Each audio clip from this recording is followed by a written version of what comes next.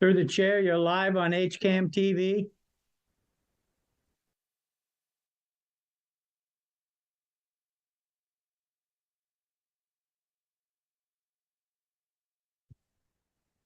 Thank you. We have 1 more minute.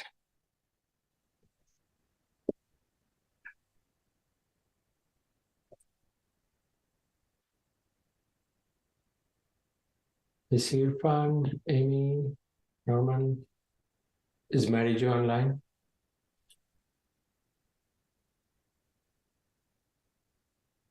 I don't see her. Okay. I think we have a quorum and we can get started. Sure. I call the meeting to order. This is Shahidul Manan, Select Board Vice Chair. Permit me to confirm that all members and persons anticipated on the agenda are present and can hear me. Members, when I call your name, please respond to the affirmative. Amy Ritterbusch. Amy Ritterbusch here. Irfan Nasrullah. Irfan Nasrullah here. Mary Jo Lafreniere. Muriel Kramer. Shahidul Manan, yes. Staff, when I call your name, please respond in the affirmative. Norman Kumalo. Yes, good evening. Elaine Lazarus. Yes. This open meeting of the Select Board is being conducted remotely. This meeting is being recorded. First item on the agenda, I'm gonna request a motion to enter into executive session pursuant to MGL C30A 21A Purpose 3 to consider strategy with respect to negotiations with the fire and dispatch unions. Pursuant to MGL C30A 21A Purpose 6 to consider the purchase, lease, sale, or value of real estate in relation to properties in the vicinity of Town Hall and South Street, property comprising part of the Elmwood 3 subdivision development, 0 Hayden Row, Colella property, 0 Spring Street, McDonough property, and parcels owned by Omina of Chest Street. Because an open meeting may have a detrimental effect on the negotiating position of the board. Approval of executive session minutes of January 30, 2024 to allow Norman Kumalo and Elaine Lazarus to participate in the discussion and to reconvene in open session at the conclusion of executive session. So moved. Second. Okay. Thank you. We'll leave the Zoom and go to the Google Meet and come back. Oh, roll call vote, I think. Oh, sorry. We'll start a roll call vote. Amy Ritterbusch. Amy Ritterbusch, yes. Irfan. Irfan Nasrullah, yes. Shahidul Manan, yes.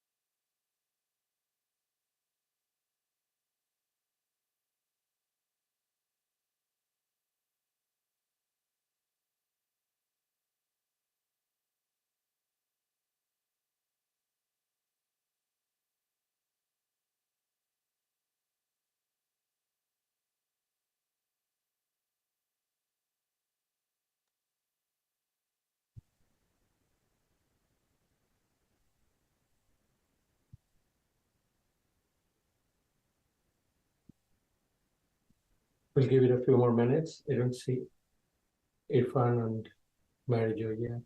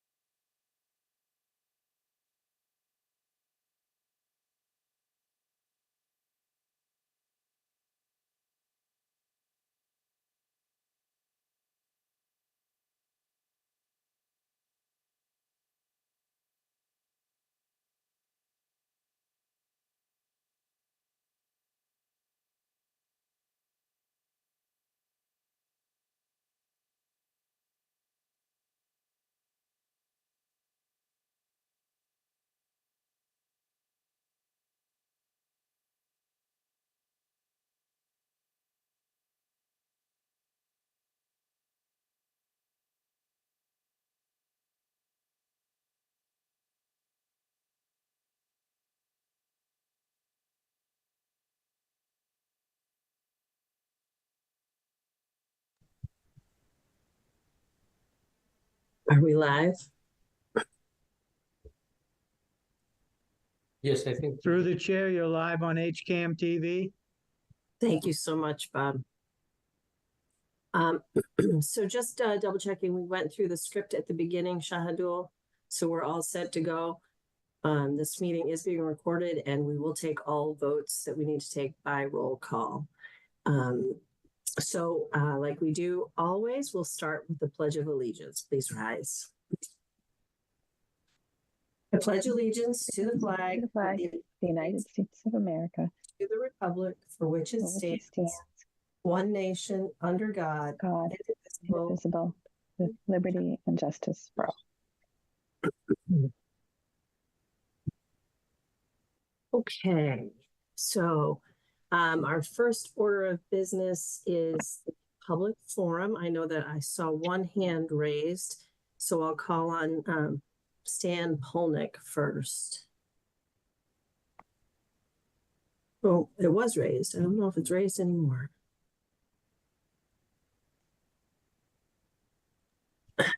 Through the chair, I don't see him anymore. Yeah, I don't either. And Mary Jo joined us on Google Meet, but she didn't seem to have rejoined the Zoom. Okay. Hopefully she'll find us. Okay. Do we have anybody, I'll just say this one more time. Do we have anybody who wishes to speak at public forum? You need to raise your hand in the Zoom.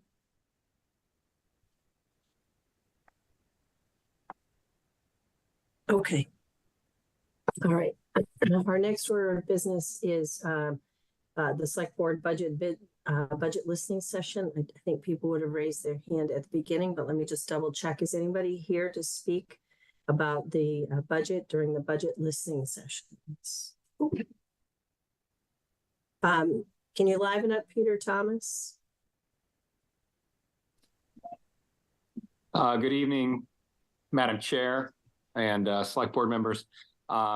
I am here to speak about the budget listening session. 215 Pond Street, Peter Thomas.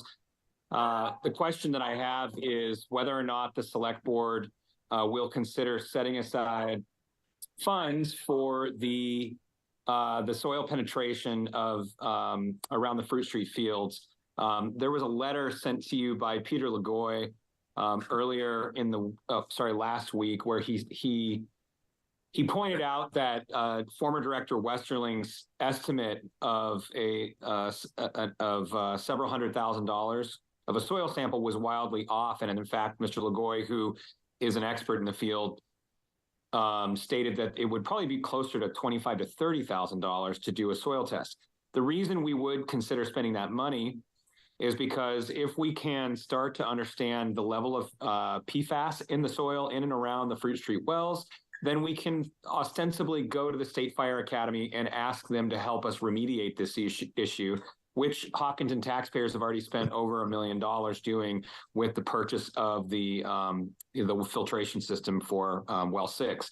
So it's spending a little bit of money now to help us either pursue a partnership with the State Fire Academy, or maybe even tagging along to one of several class action lawsuits that are in place on AFFF through Dow Chemical and DuPont, who manufacture that Commonwealth or municipalities all around the country have tied along to. In other words, let's help get somebody else to help us pay for this. So I appreciate your listening to me on that. I think that's an important priority, and I'd like the select board to consider that. Great. Thanks, Peter. Appreciate it.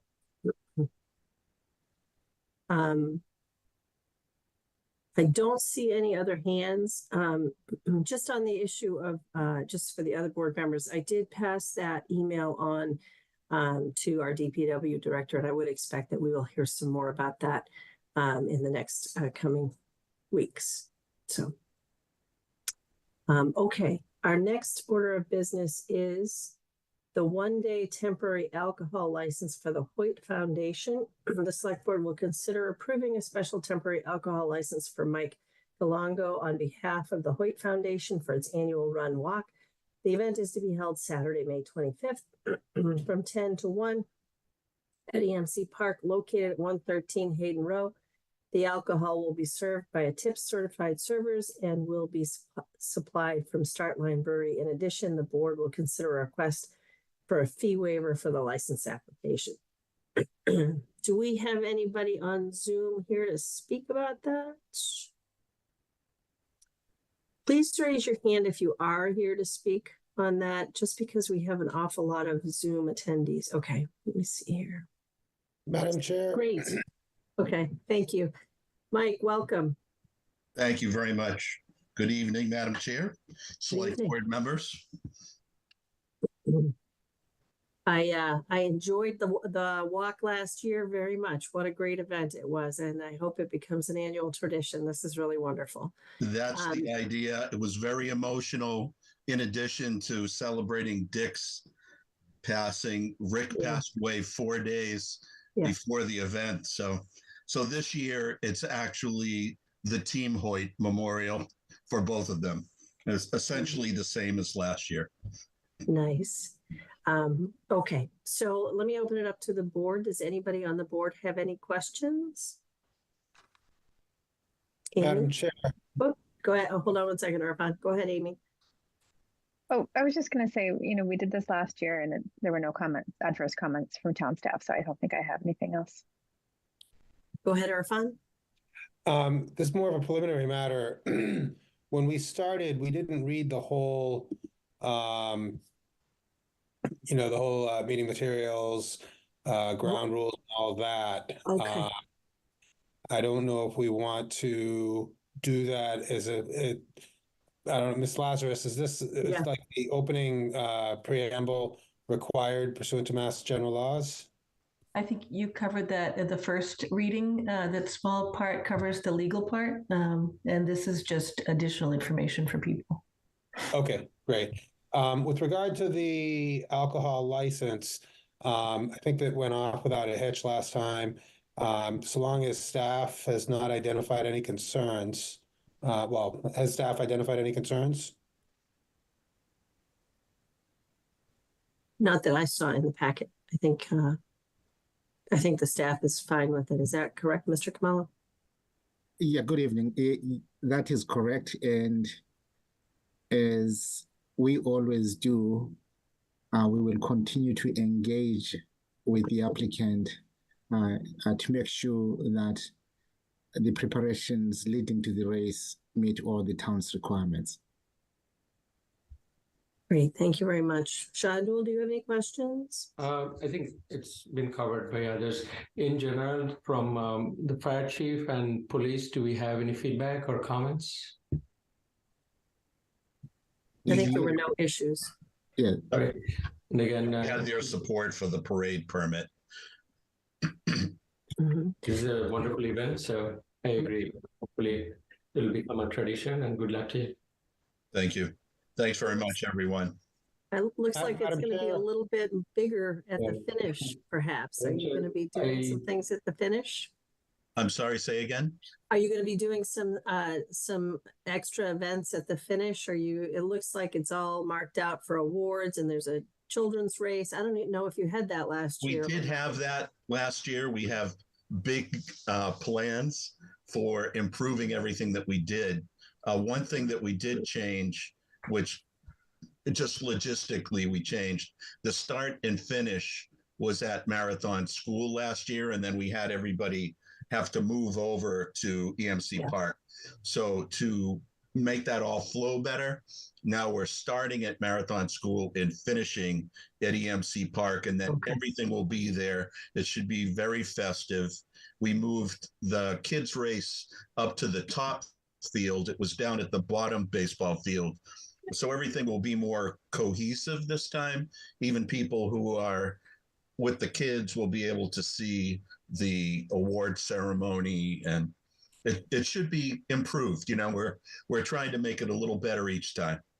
Great. And the plan is to keep it going as long as humanly possible. This Hopkinton and the Hoyts have been synonymous, along with the marathon, the statue, erection of the statue and all. It's been an emotional year for us. Yeah. And this will be the culmination of the full year now. So we have high hopes for an improved event. Well, we really appreciate you being here. I will at this time entertain a motion to approve a one-day temporary alcohol license for the Hoyt Foundation Annual Run Walk on May 25th, 2024, and to grant a fee waiver for the application as the applicant is a nonprofit entity. So moved. So it's been moved by Shahidul. Is there a second? Second. Second by Irfan. So Amy, what is your vote? Amy Rodebush, yes. Shahidul? Edelman, yes. Irfan? Irfan Nasrullah, yes. And Muriel Kramer is a yes. Thank you very much. And good luck. Thanks very much, everyone. Thank you. Bye-bye. Bye-bye. Okay. The next item up for business is the consent agenda. We have donations. The select board will consider accepting donations of $552 from funds collected during the Legacy Ganesh Idol Workshop and $500 in memory of Richard C. Stewart and Arthur P. Stewart from the Irvine Foundation to the fire department.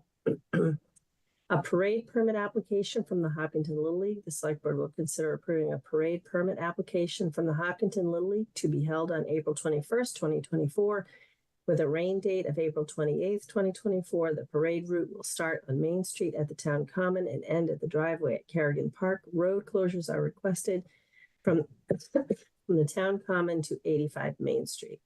And a parade permit application for the Sharon Timlin Memorial 5K race. The select board will consider approving a parade permit application from the Sharon Timlin Memorial 5K race to be held June 15th, 2024 at 8:30 a.m. The race would start at the Hopkins School Road and end at the Loop Road.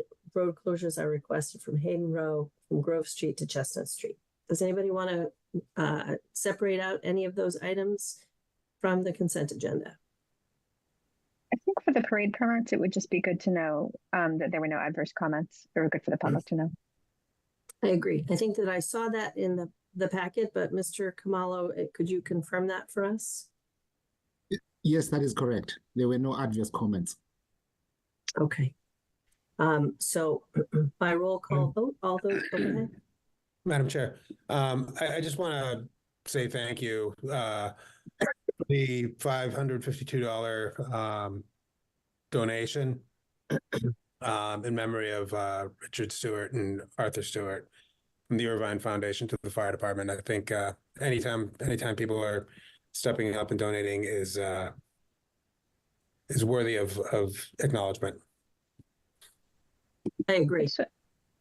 I just want to mention Mary Jo just tried to call me, but then she hung up. So I don't know if somebody could try to reach her so she could join by Zoom. If she can't join by Zoom, maybe she could join by phone. Madam Chair, I would extend thanks to the Legacy Ganesh Idol Workshop as well for the donation of $552 and the $500 stewards from Irvine Foundation. It's really generous, and thank you. Yeah, I love it. I love it. And obviously we so appreciate the donations. So good call out, everybody. Would somebody like to make a motion to accept the consent agenda? I move to approve the consent agenda. Second. Okay, not all those in favor. Amy, your vote? Amy Rodebush, yes. Shahidul? Shahidul, yes. Irfan? Irfan Nasrullah, yes. Muriel Kramer is a yes. Listen, I have Mary Jo on the line, and she's having difficulty connecting. saying that she can't connect. Can you send her the link? I'm going to send her the link again, and hopefully we can make it work. Great. I don't know why. I'm on Zoom. I have the selectmen's passwords. I have everything, and it just says no. Wow. All right. I'm sending it to you now. Okay. Thanks. Bye. Thanks, Irfan. Sure. We're a little bit ahead of time. Do we have the folks here that would like to talk about the graduating seniors car parade? Do we know? It looks like Kristen Stretch is here. Oh yeah, and Christine Gallego and Cher. Okay, if we can liven folks up. The Gallegos as well? Can you hear me? I can hear you, Kristen. We're just trying to get two other people who were here livened up as well. Sure. Can we get Christina and Sherry both livened up on the Zoom?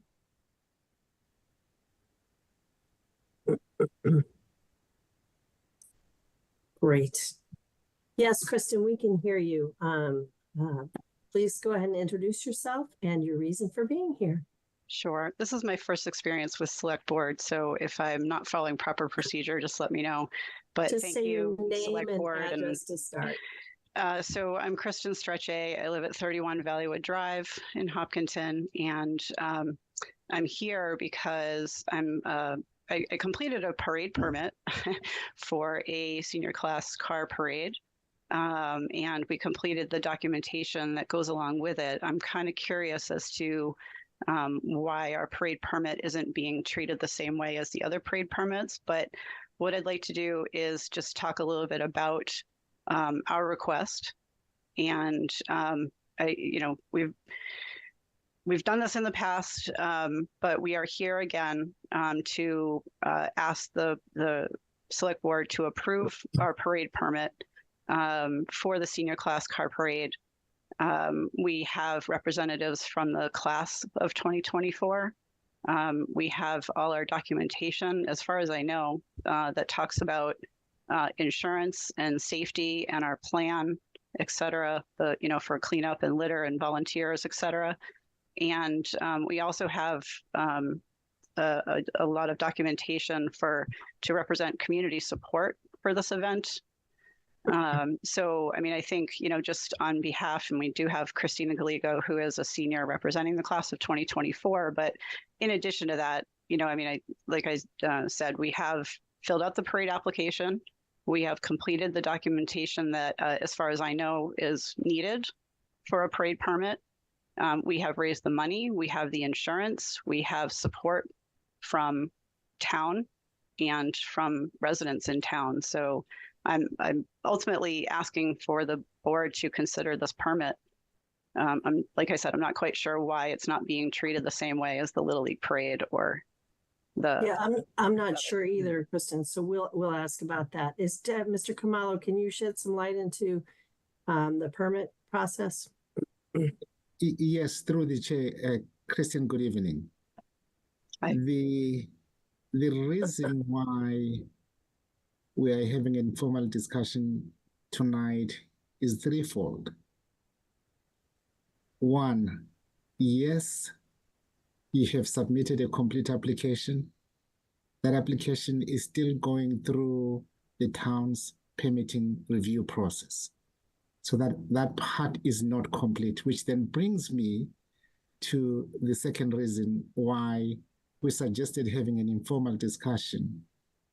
You will recall last year when the board considered the application for the parade permit, there were observations and comments that were raised by the public safety teams.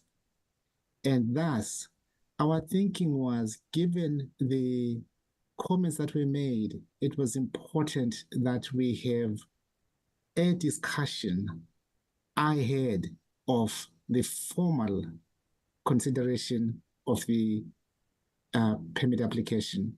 And then the third piece basically is to, I think, echo what you have said. There is strong support for the parade. However, we just want to make sure that everybody's on the same page. So again, the reason being, the application is still under consideration by town departments. Even at this point, the board is not ready to take any action for that reason. And two, we wanted to use this opportunity to follow up on some of the observations that were shared by the permitting team last year. And thirdly, we just want to make sure we're all on the same page, given some of the from my perspective, some of the interesting changes that have been added to the parade. So what is outstanding from a parade permit application perspective? Because I've submitted all the paperwork that I'm aware of is required. As I said, you have submitted a complete application. What is outstanding is the review by the town review departments. And when will we expect to see that? We should be ready for the next meeting. Okay, great. So next Tuesday. Madam Chair, I also want to chime in here. Hold on 1 second, Irfan. I wanted to invite Sherry or Christina to introduce. They're here to speak just to complete the introduction of the parade event. Christina? Hi, everybody. My name is Christina Galigo, and I'm here. I live at 24 Overlook Road, and I'm here on behalf of the 2024 class. And I am here to propose the idea that the senior car parade tradition be continued for our class. And I know there's a little bit of, like criticism, observations about it, but I'm here as a student to present why the students want it. So first and foremost, we want the car parade because it brings the community together.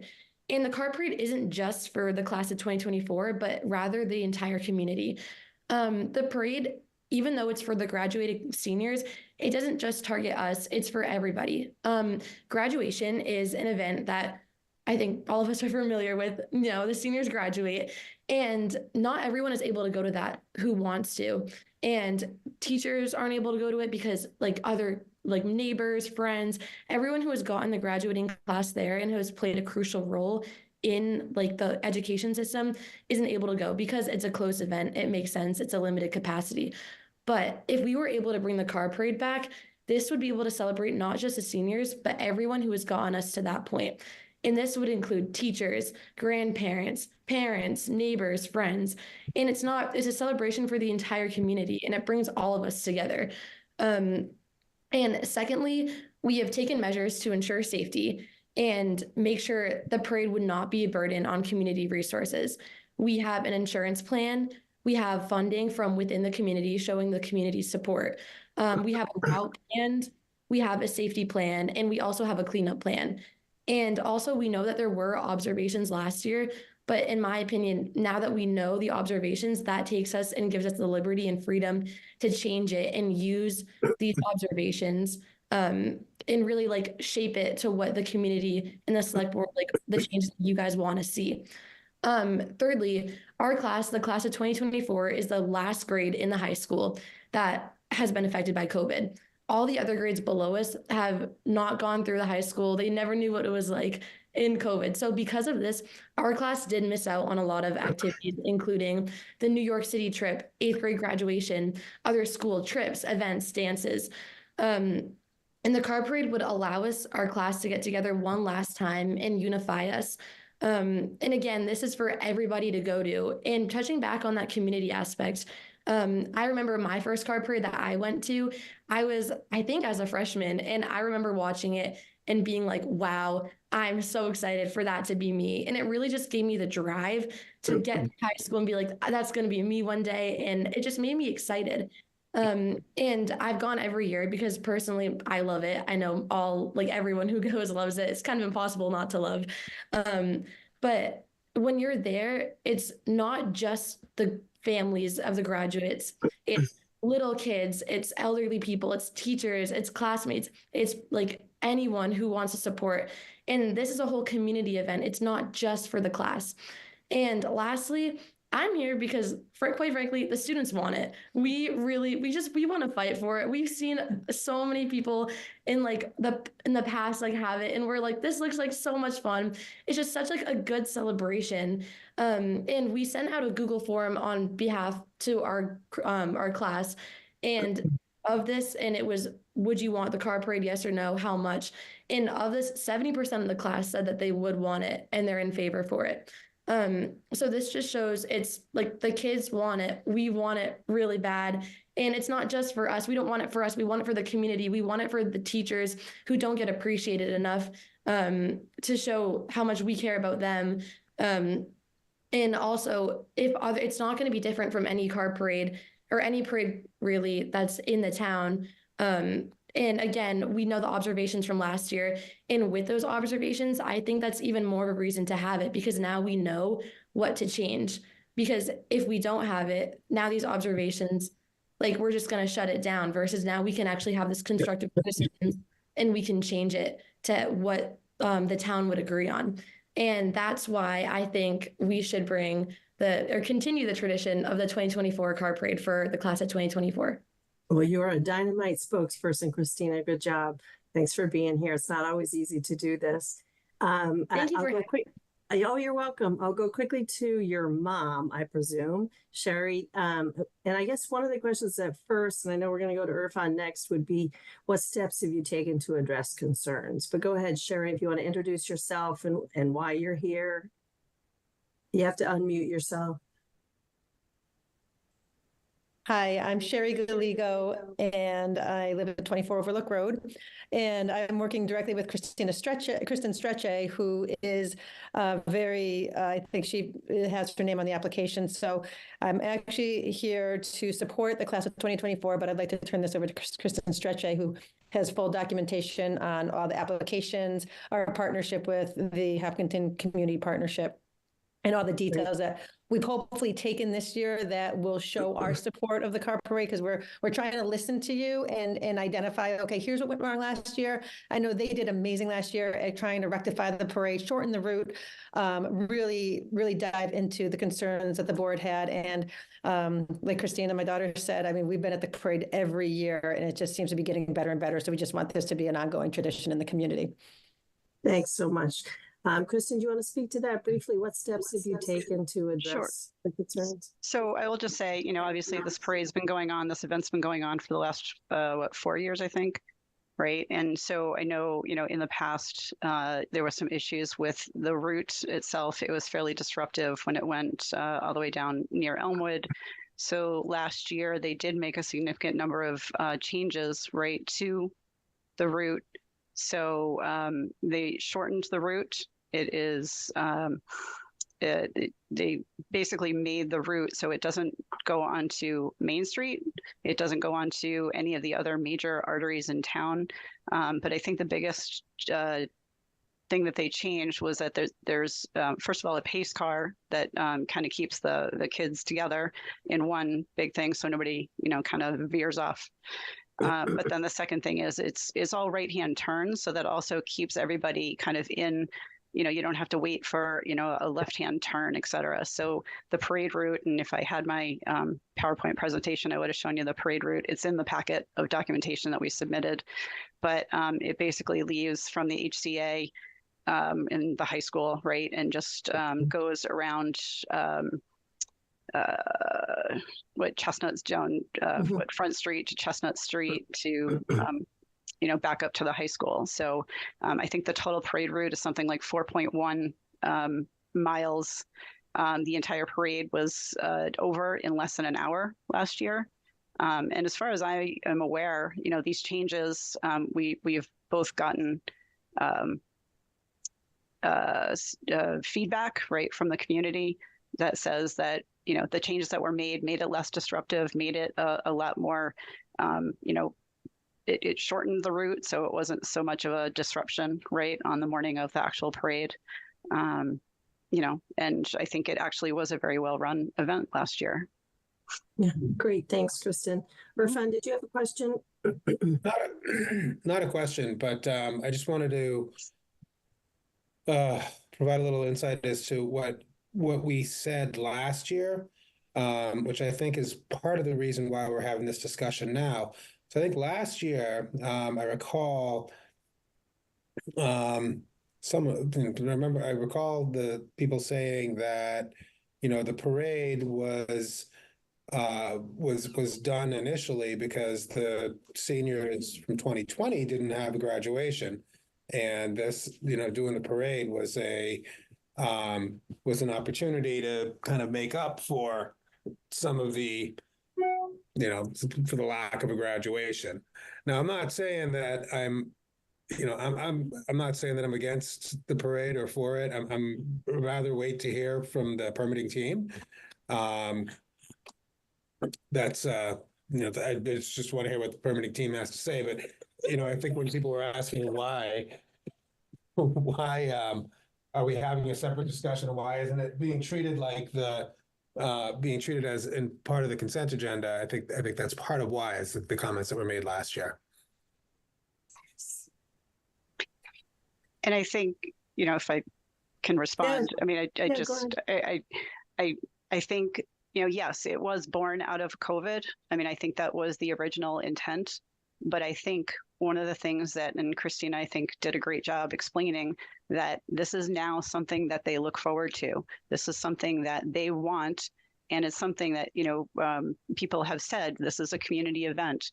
You know, I was planning on talking about my own personal experience with the parade. I had a son who graduated in 2022 and we participated. And one of the things that I found really interesting and awesome, actually, about the parade is in the car with me was not just my senior, it was me, my mother, and my daughter, who is now a member of the class of 2024, right? To me, being in that car with my mother and having her participate as part of that parade made it a family event, right? And the other part of it is I have a very dominant image of coming up Hayden Row, you know, it was a different route back then, but, you know, coming up and you know, we're coming up and the road is just lined with chairs and people standing out on their lawns and waving and congratulating the senior class.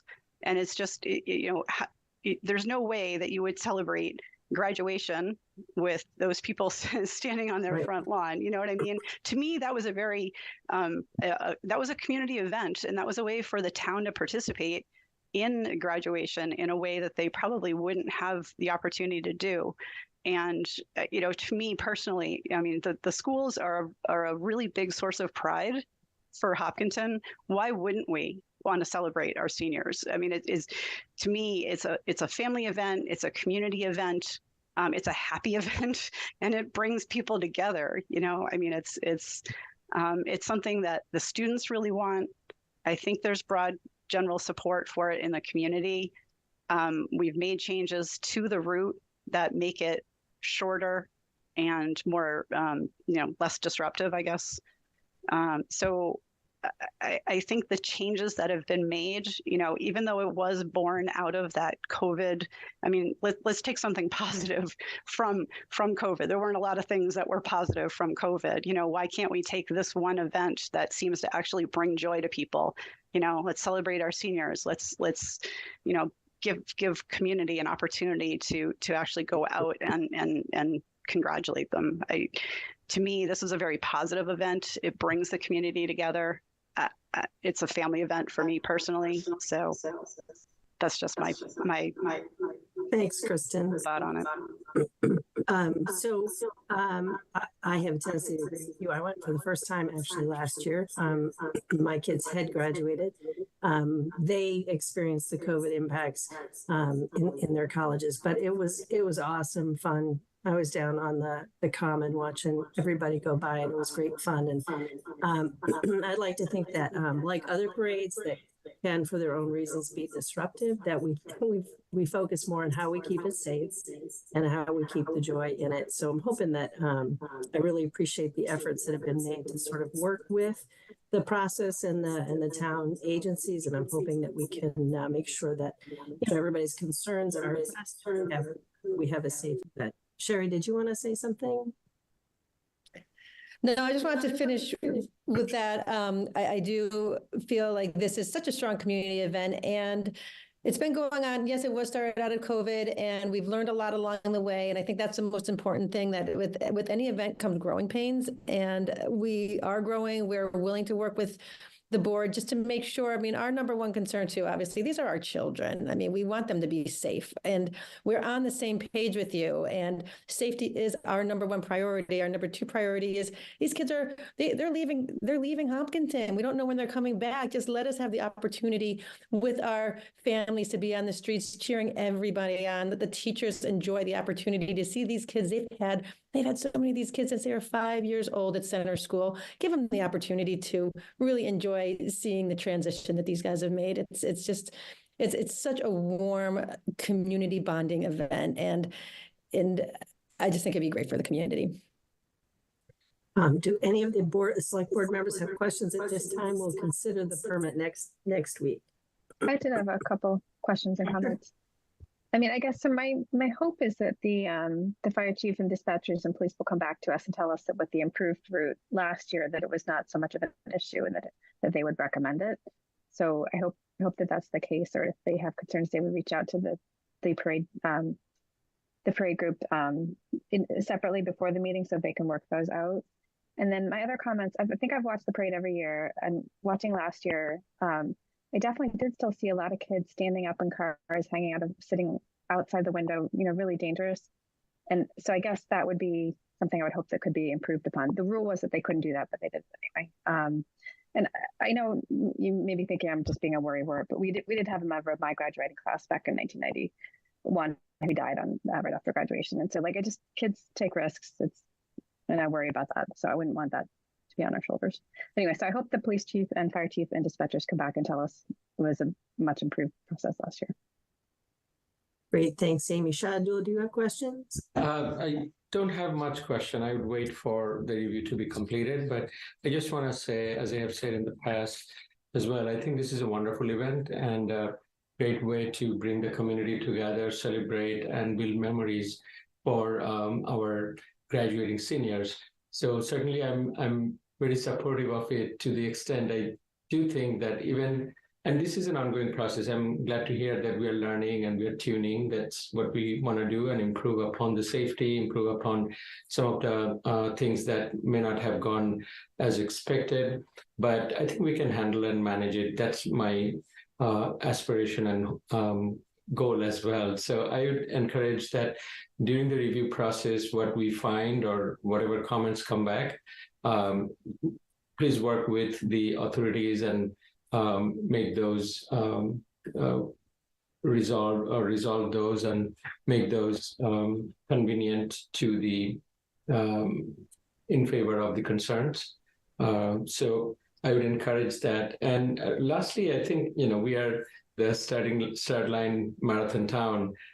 We can do marathon, we can do this type of events, and we can learn, we can tune, and I want to see it actually becoming a tradition and continue in future as well. But for now, I just want to show my support, and hopefully you'll all resolve what the issues or questions that come up, and we'll continue in our next session. Thanks, Shahidul. Mary Jo, do you have any questions? No, I just want to make a comment.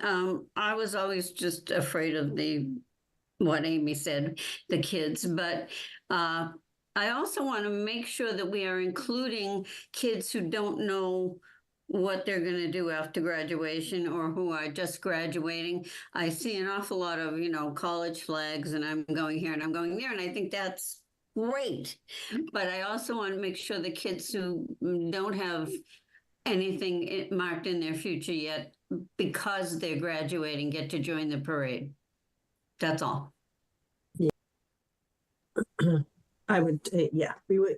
One of the things about this parade I thought I heard was that we were going to encourage seniors who were at other schools as well, who might be going to, the regional vocational schools or private schools. So that would be wonderful if it was really all graduating seniors. Christina, I see your hand. Go ahead. Yeah, and kind of to touch on that point, we talked about this being including people who are homeschooled, people who live in Hopkinton but may go to different schools. And this would really make sure it includes everybody who's gone through the whole high school process, because going through 12 years of school is a lot of work, but everybody should be celebrated, no matter if they're going to college, if they're going to the military, if they're going into the workforce. And there's a reason it's like a car parade. It's not not a college parade. Everybody is should be so proud of what they're doing after. And that's what we learn about at school is, maybe not everybody goes to college. Everybody has different callings.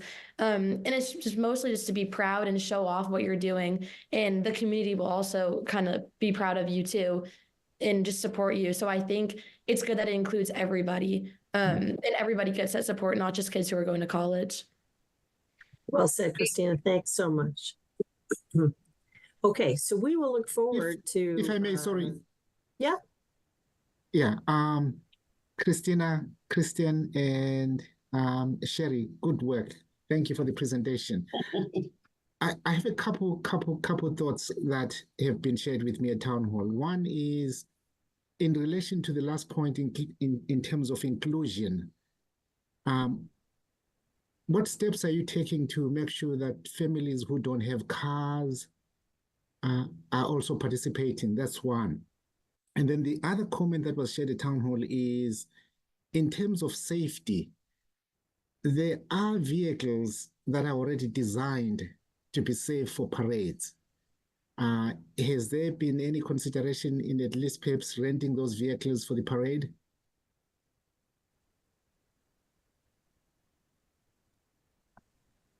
And you don't have to answer these questions now, but Not quite something clear for you on to think about. what you're saying, cars that are, What kind of vehicles are you meaning? yeah. Oh, we see parades when sports teams win championships. They use cars that are already safe for parades, like the duck tours, the duck boats, and so forth. Let us bring that next week. I don't think we have anything in particular. I don't think we're planning on renting a duck boat. So. No, I can't imagine that they would come all the way up to Hopkinton. And I don't know that they're, I mean, in some ways they're suited for parades, but even in those cases, when we watch those parades, unless you have constraints on the activity, it's not always sort of straightforwardly safe. Particularly after a national championship for those sports teams, but definitely bring it back if it's something that you're thinking about. Sure. But what about reaching out or making it possible for somebody who might not have a vehicle, and making sure other kids in other school systems know about it? Awesome. Yeah, I think that's a great idea. And that is something that we hadn't thought about. Maybe there are families who may not have access to vehicles. So through our fundraising efforts, so we can certainly make sure that every family who has a graduating senior in the town of Hopkinton does have access to a vehicle. And some families may not even have access to a driver. So I want to make sure that there is a driver to transport that senior too. So we will definitely look into that. Are there any other concerns that you may have that we can address to make sure we're prepared? Not for me. Anybody else? Thanks so much for your patience with this and coming. And for your work to really sort of be prepared. And I know everybody's first priority is safety, and second priority is celebrating and having fun with the community, with the kids. So congratulations to everybody who's graduating. I assume, Christina, you're one.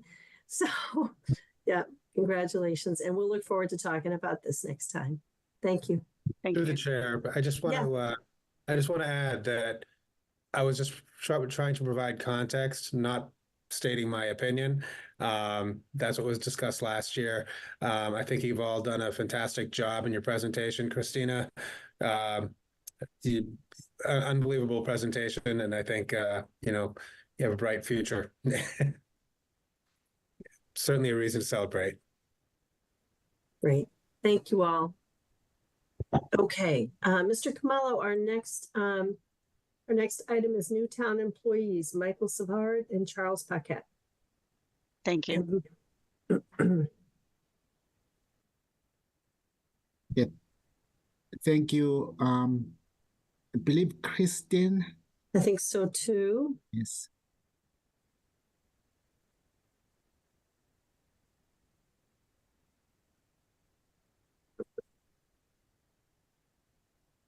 Kristen, we'll start with Michael Savard.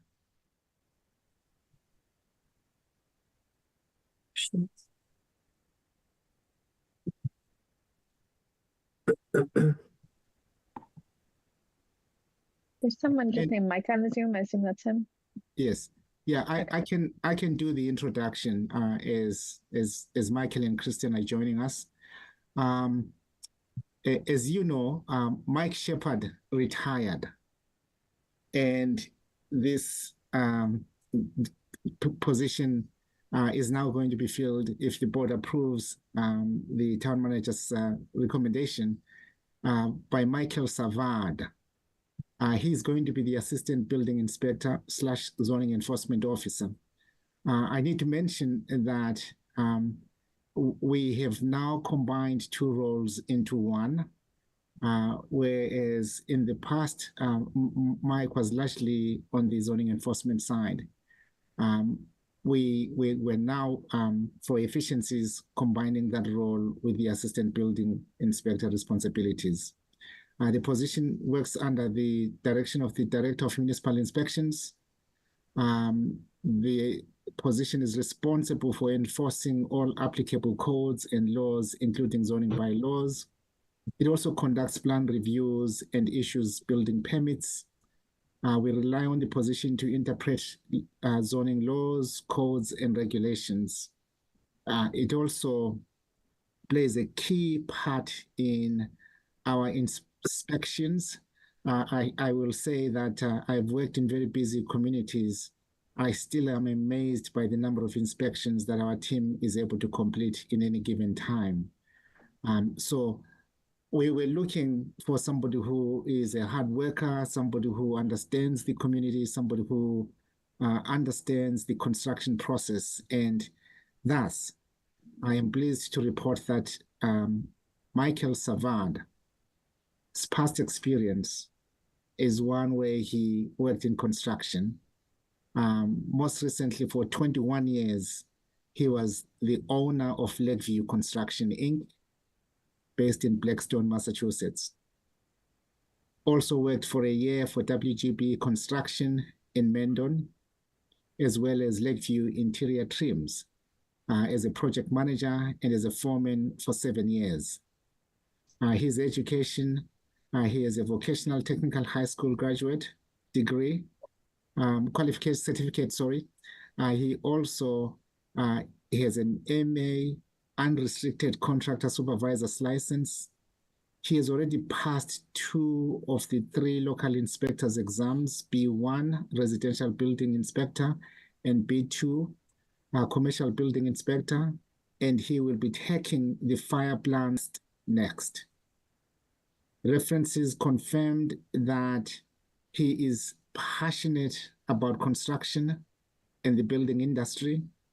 He's respected in the field and is known for his work product and professionalism. He has a very strong grasp of building codes and enforcement. References that know Mike from his time on the zoning and planning boards in his community indicated that he sticks to the facts, is firm but fair, knowledgeable, and always well prepared for any meeting. Mike was described as someone who has excellent customer service skills. Most spectacularly, he's a careful listener, communicates in a way that lets people know that they have been heard. We were also told that Mike takes an interest in the environmental impact of projects he is involved in and pays very close attention to plot plans and boundaries. His interest in environmental impact, I think, is consistent with Hopkinton's overall goals. I don't know if Christine is up, but if she's up, I can speak to the interview panel. Kristen's here. Yeah. And Chuck Cadlick may also be with us. So if he is and you want to liven him up, he may have something to add. I think that we are trying to liven him up, but he seems to be in a sort of perpetual state of trying to connect. That's what's showing me a little squiggly line, right. So it's not happening. All right, through the chair, I will continue then. The panel consisted of Anna Rogers, the Environmental and Inspectional Services Coordinator, Jessica Leverins, Benefits Administrator, myself, Chuck Cadlick, who's the Director of Municipal Inspections, and Elaine Lazarus, Assistant Town Manager. We had 5 candidates apply for the position. Mike was the only candidate who was well along the way in getting his local building inspector certification, and he plans to take that final exam in the near future. Great. Mike, welcome. Can you hear us? I presume you can. Chuck, do you want to also join us? Do you want to? You have to unmute yourselves if you're hoping to talk. Oh, Good evening. Can you hear me now? I can hear you. Yes. So I'm going to wait till Chuck No, gets go in, ahead. or- I think Chuck is having some connectivity issues, unfortunately. So, Mike, take a minute to introduce yourself to us and why you're interested in this job in Hopkinton, or what you're looking forward to about this job.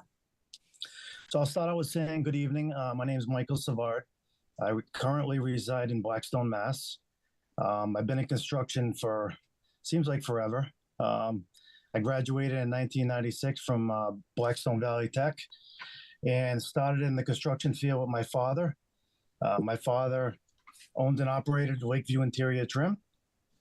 He was a developer. He did remodeling and interior finish work. So we stayed pretty busy. It wasn't probably 7 years after that, and he thought that I would do well on my own. So I opened up Lakeview Construction and Remodeling, and I hit the ground running. We built everything from new construction, residential homes. We did commercial build-outs. We did remodeling, basements, a little bit of everything. And I fell in love with the trade, and I always prided myself on the fact that I want to do it right and I want to do it the first time. I had a lot of respect for all the local authorities, and some people are afraid of the authorities, and I always kind of partnered up with them and look forward to seeing them because I was proud that, we could get it right the first time and do a good job. Code compliance is very important in today's day and age. I feel that for years, things were under-engineered, and houses back, in the 70s and 80s, they pretty much nearly fall apart. And with today's standards and code compliance, things are overbuilt. So I'm happy with that. And yeah, it's been a great run. I've been self-employed for many years. I'm kind of tired of it, to be honest with you. It's post-COVID, it's been challenging. And the last year and a half, I've really put my eggs in the basket of getting the proper credits and looking for a specific town that I want to work with. My thoughts were, I think you have 18 months to get the certifications, but I wanted to kind of get them addressed before I looked for a job because I wasn't necessarily in a hurry. It just when the right town came about and I was comfortable, that I would take a job. So I'm comfortable here and I'm ready. I'm ready to work hard for the town of Hopkinton, and I think Chuck's going to be a great partner. I went in to meet him when I put my resume in, and I wanted to shake his hand, and he seemed like a stand-up guy, and I think we can make a great partnership, and I'll hit the ground running, and I'm a hard worker, so I hope he can guide me, and then he can retire when he's ready. And I plan to do a great job, and I'll learn under him, and with everybody's guidance, we can keep it going. Great. Thanks so much, Mike. It's good to have you here and good to meet you. And we appreciate that you held out for Hopkinton. So well done. Does any member of the board have a question? I'll start with Amy. No particular questions, but I really enjoyed hearing about your background. And in particular, I like that you have that Board of Appeals experience, because I think it's really good. You have both the experience as a contractor on one side and the Board of Appeals on the enforcement side. So it really sounds like it's going to be a good fit, and welcome to Hopkinton. Thank you. Yeah. Go to Shafandul. Sure. Well, thank you for your interest, and you have a wonderful background, certainly 26 years of experience and extensive knowledge in this field. So I really like the background, and looking forward to your coming in. I have a couple of questions that I wanted to just run by you. And by the way, I also wanted to extend my thanks to Mike Shepard, for his dedicated long service. We certainly were lucky to have him, and all the best on his next venture. And we are getting another mic, so that's also good. So Mike, as you are an owner and run your own business, I wanted to just hear from you. Do you see any potential for conflict of interest in any situation in the future? And if so, how do you handle it? So I have addressed not that I think it's a conflict of interest, but I have resided from the Zoning Board of Appeals in my own town because I feel like that I can do a great job in the town of Hopkinton, and I want to be able to focus all my efforts that way. So I don't know that it's a conflict, but in my own opinion, it's something that I needed to do, and I'm happy to do that. So I'm pretty familiar. Being in a small towns, conflicts can happen because, as we know, a lot of people. But that's another great thing about being 22 minutes away is I don't know a lot of people in Hopkinton, if any. And I think I can do my job effectively. And that is one of the big reasons why I haven't taken a job locally. So that's pretty much that. Thank you. Thank you. I appreciate your feedback and insights. I don't have any other question. Okay, thanks, Shahadul. Mary Jo. I just want to tell you I appreciate your initiative beforehand, before you get a job, of getting your credentials and then coming in and seeing Chuck ahead of time. And your enthusiasm is above board. I'm thrilled with your enthusiasm, and I just want to welcome you to Hopkinton. Thank you very much. That means a lot. And I am very enthusiastic. I feel like this is something that I haven't done in the construction trade, and it's like the last thing that I need to do, and I'm excited. Awesome. Irfan, do you have any questions? No questions. Echoing the comments that I've heard, like it sounds like you've been involved in the trade for a long time. A love of the trade, I think, matters, and I appreciate your dedication to the code enforcement, as it's beneficial to not only the homeowner but everyone around. So I like your background. I think you're going to do great. Welcome to Hopkinton. Thank you, sir. Okay, well, I am happy to ask for a motion to confirm the town manager's appointment of Michael Savard as Assistant Building Inspector, Zoning Enforcement Officer. Madam Chair, I move. Before I do that, Amy, did you have any questions? No, I was just unmuting so we could vote. Yeah. Okay. I move to confirm the town manager's appointment of Michael Savard as Assistant Building Inspector, Zoning Enforcement Officer. Second. Okay, by roll call vote, Shahadul. Sheldon, yes, and welcome. Mary Jo. Mary Jo, yes, and welcome. Amy. Amy Rodebush, yes. Irfan. Irfan Nasrullah, yes. Muriel Kramer's a yes. Congratulations and thank you so much.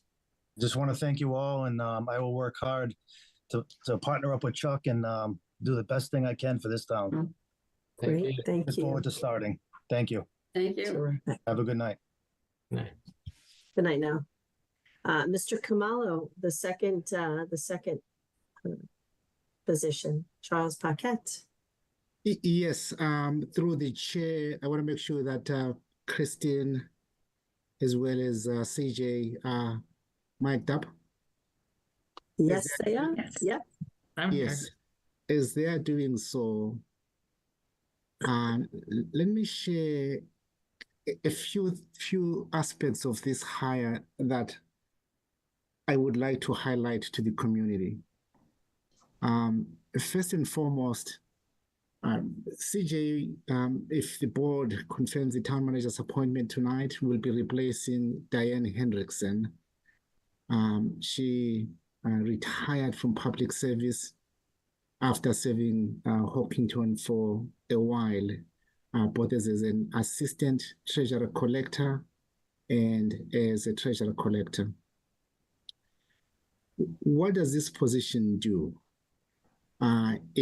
This is a position that works under the direction of the town's chief financial officer. It maintains oversight on a range of finance functions that include, but are not limited to, the following: tax collections, utility billing, tax title, treasury management, local revenue collections, cash management, investments, management of debt service, and payables disbursements.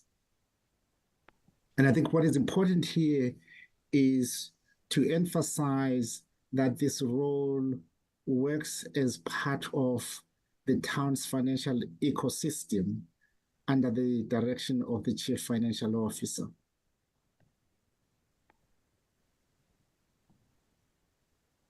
I'm recommending CJ for the treasurer collector position based on the following. I want to emphasize that my recommendation focused largely on his skills, knowledge, and abilities. And I do understand that there is an education requirement that comes along with this position. And I would like to share a few things about that. But before we do so, let me talk about how we evaluated his skills, knowledge, and abilities. You should know that CJ has been with the town for 8 months. Before that, he worked for Bay Path Regional Vocational Technical High School as the accounts payable coordinator. Prior to that, he had worked for the town of Spencer as the assistant treasurer. He also worked for the Southbridge Credit Union as a senior universal banker, financial services specialist, and a teller for 4 years. Therefore, his experience working in banking as an assistant treasurer, and also the work that he has accomplished in Hopkinton has allowed him to demonstrate his skills in relation to the majority of the work that is performed under this position. What he has also demonstrated to us in the last 8 months is his ability to learn very quickly. Think of the following. We hire him as the assistant treasurer. A few months into that role, we lose the payroll manager. Whilst he's learning his assistant treasurer responsibilities, he steps forward to assume the responsibilities of the payroll manager, in addition to his regular responsibilities. As you know, a few weeks into that combined role, we learned that the treasurer was going to retire. And what happens is we then have CJ continuing his responsibilities as the assistant treasurer, executing the payroll manager role. Remember that role, we have to pay people every day, every week, every 2 weeks. And therefore, this was a role where he had to execute whilst learning. And he then assumes the role of the interim town treasurer. So within the 8 months that he has been with the town, he has learned 3 key responsibilities: the assistant treasurer, the payroll function, and the treasurer function. And he has executed these responsibilities exceptionally well. He has also been able to do so because he is a natural collaborator.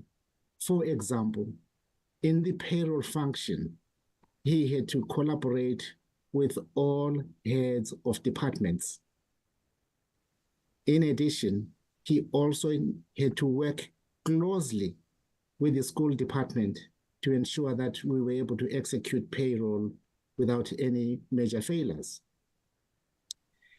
He has proven that he communicates effectively, because performing those three functions at the same time required him to communicate with the town manager, communicate with the consultant who was helping us with the accounting, and when we had to complete the budget process, we needed to confirm the debt service schedules with our banking partners. He was part of the team that met with Unibank.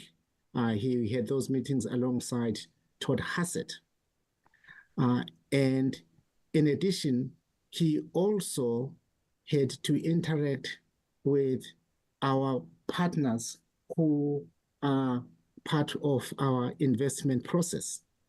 And so clearly, we have an individual who I'm saying to the community, perhaps is our next Tom Brady. He may not have the extensive years of experience in this role, but his potential is immense. And he has demonstrated in the eight months he's been with the town that he can deliver. In addition, he has proven that he is extremely detail-oriented, thorough in his analysis of situations. He does ask excellent questions. He would not be where we are without him having the ability to ask the right questions. For example, we have had several payroll-related issues that we had struggled to resolve with Munis. CJ established a partnership with our IT department, our human resources department, and has been able to move forward and solve some of those major issues that we faced in payroll, demonstrating to us that he can understand complex concepts and processes and be able to execute. As I said, he has built strong relationships with internal and external stakeholders. He has a very strong understanding of banking regulations based on his time in that field, and is a collaborative partner with all parties that he has worked with under this role. So again, he may have spent only 8 months in Hopkinton. I can share with the community that he has delivered immensely on his role that he was hired for, and he also stepped forward to help with the payroll manager.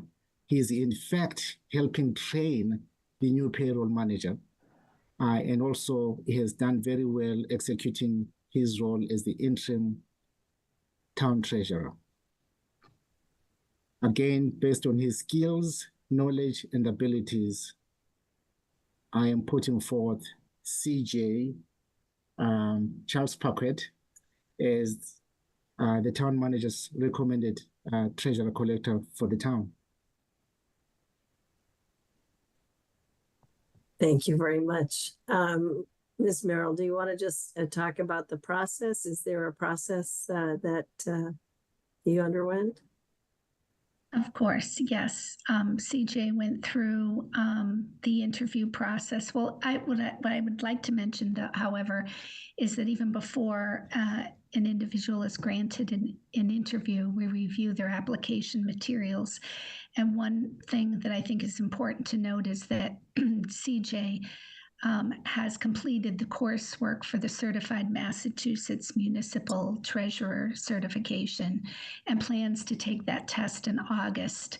That is not an insignificant achievement.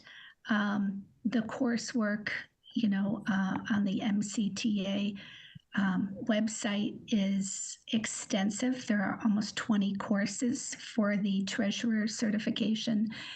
And then once he is granted that certification after taking the test, he begins the process of the collector certification, which is almost a 3-year process based on the availability of the courses and the length of time it takes to complete those. So that was huge in evaluating whether or not he was qualified for the position. We had on our panels Renee Chen, Deputy Assessor, Poonam Ridge Singhani, who's the assistant town accountant, Elaine Lazarus, assistant town manager, Norman Kumalo, town manager, myself, and Jessica Leverins, the benefits administrator. We did have 12 applicants for the position. We selected 7 to interview. 2 withdrew prior to interviews due to other offers. Treasure collectors right now are hard to find, and many communities have jobs posted for treasure collectors. And through that process, we also identified a candidate for another finance role for which they were selected and are in the pre-employment process. So we essentially found 2 candidates through this one posting for 2 posted opportunities. Wonderful. Thank you both so much. Yeah, if I may, through the chair, if I may, just a couple of other 2 points, Kristen. One is we do understand that clearly, if CJ is confirmed, the town has to have a very solid plan in supporting his transition as well as his success. There are 2 things that we have already identified that are important. One is we have identified an operational mentor. This is an individual who is an established treasurer collector, very well respected in the community and highly recommended by peers. We have also identified a professional mentor, somebody that he will be meeting with perhaps once a month, just to talk about his professional growth and career trajectory. We also will be, as a community, supporting his certification process. We've done that with other treasurers. I also want to point out that it's not uncommon for communities to hire treasurers who may not have a university degree. We've done that in Hopkinton successfully. We've done it in other communities where I've worked. In fact, some of you may remember Suzanne Marchand, who used to come in and help us as a finance director. She did not have a university degree and worked as a treasurer collector as well as rose up to the position of finance director. And so I'm confident that, again, as I said, we may have found our next Tom Brady. So CJ, no pressure. We'll be expecting some championships out of this. We'll give you a season or 2, I just want to say really briefly that you haven't been here that long, but I have heard wonderful things about your work, and we're really excited to see that you have found Hopkinton for your employment opportunity, and you're going to stick and stay is what we like to talk about in the workforce world. So really excited that you have, decided to grow your career here in Hopkinton. And I would be remiss if I didn't say how much I appreciate the ways that you have clearly leaned in to help when we have especially needed it at different times. So really appreciate that. I don't particularly have any questions. I'll open it up to the floor, but congratulations. It sounds like it was a competitive process, and I feel like we should be congratulating ourselves after all that, that you're gonna stick with us. So do you want to say anything and just tell us a little bit about why you're excited about this opportunity? Sure. So like Norman and Kristen touched on, my experience with banking, treasury, and accounts payable, it's all been very thoroughly thought of. I've always had a very specific interest in being a treasurer. And so my career plan was very kind of lined out on purpose. Started in banking so that I could understand banking and, the legality of banking. Started as the assistant treasurer for Spencer. And then once I got into that, I said, you know what would actually really help me understand even more so my job if I do accounts payable, because that's such a big part of our job to see and actually do the work myself really helps me understand that aspect of it. And I really think that that's a great thing. You know, and as they mentioned, I've been here for 8 months, and I've grown and I continue to grow, and I look forward to that. And everybody at Town Hall is very welcoming, and I appreciate that. Yeah, just look forward to it. Great. Well, we appreciate you. Mary Jo, do you have any questions? Actually, I don't have many questions, but hi, CJ. How you doing? Well, good. How are you? I see him a lot at Town Hall, and he has a couple of things that I think would help him in the collector's job in particular, is that he's got a smile that's a killer. I don't know how you can go by and when he smiles at you and says hi and not react. And the people at the Town Hall like him very much so far, those that I've met. And I think that you have the personality to deal with irate taxpayers, which is going to happen, and are well liked. And I'm glad you're aboard. Thank you. Amy, do you have any questions? So much questions, but I just was really impressed by all Mr. Khumalo said, and I can't imagine that with having two people leave their jobs and you having to kind of manage sort of three things at once, and that really speaks to your skill set and your adaptability. And it's really important. Yeah, that happened to me once early in my career. The whole marketing department quit, and my job wasn't marketing, but I had to do it until those three people were replaced. And I started having physical symptoms. It was so stressful. I thought I was having an asthma attack or something. But anyway, so I'm glad you got through that, and it sounds like it's going to be a great fit. I really do appreciate that you've already taken that course too, so that you can get certified pretty quickly. I think that will be great for the town. Yes, it will be. For fun. Do you have any questions? No questions. It seems like just yesterday that we brought you on, CJ, and hearing what Mr. Khumalo had to say about you, and everyone has said about you at Town Hall. I feel confident we made the right decision, and here we go again. I think we're making the right decision a second time. So welcome aboard. Thank you. Shahidul. I just wanted to thank CJ for your interest and also serving us through this time, taking on 2-3 roles and doing them successfully. It tells a lot about you. So thank you for that.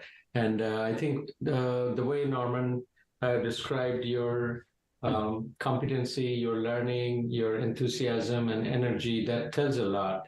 And, at a glance, 8 months flies, but you have been through the fire. So I'm sure you have learned through the real things pretty quickly. And the way you mentioned your story of building towards it, I think also is very convincing.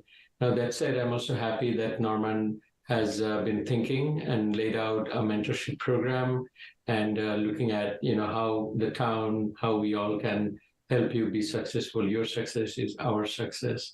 But I love the energy, love how you are building your story, and to be continued. One question I have is, based on your understanding, if you can give us a few comments about your role, the role you are interested in, and your experience, and from your learning, how do you see yourself fit or being successful in this role? And then the third is, going forward, what are the other things you would want to do or look at to get, stronger and more successful in your career path? Sure.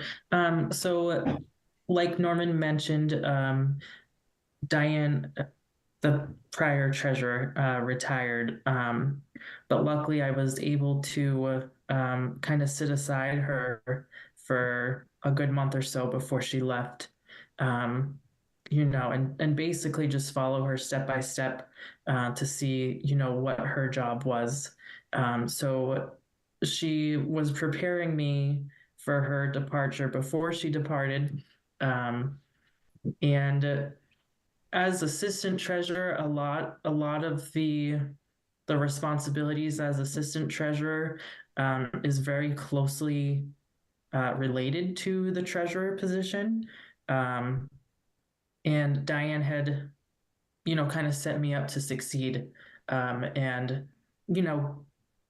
giving me responsibilities that maybe weren't always for assistant treasurers, so that when the time came, I was ready for it.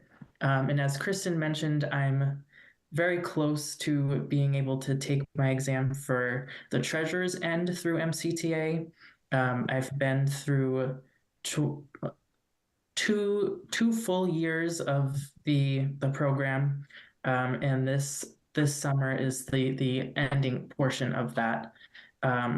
So, and then from there it starts over again as the collector's exam, and that's how it's set up statewide for all treasurers and collectors. It's a 6-year program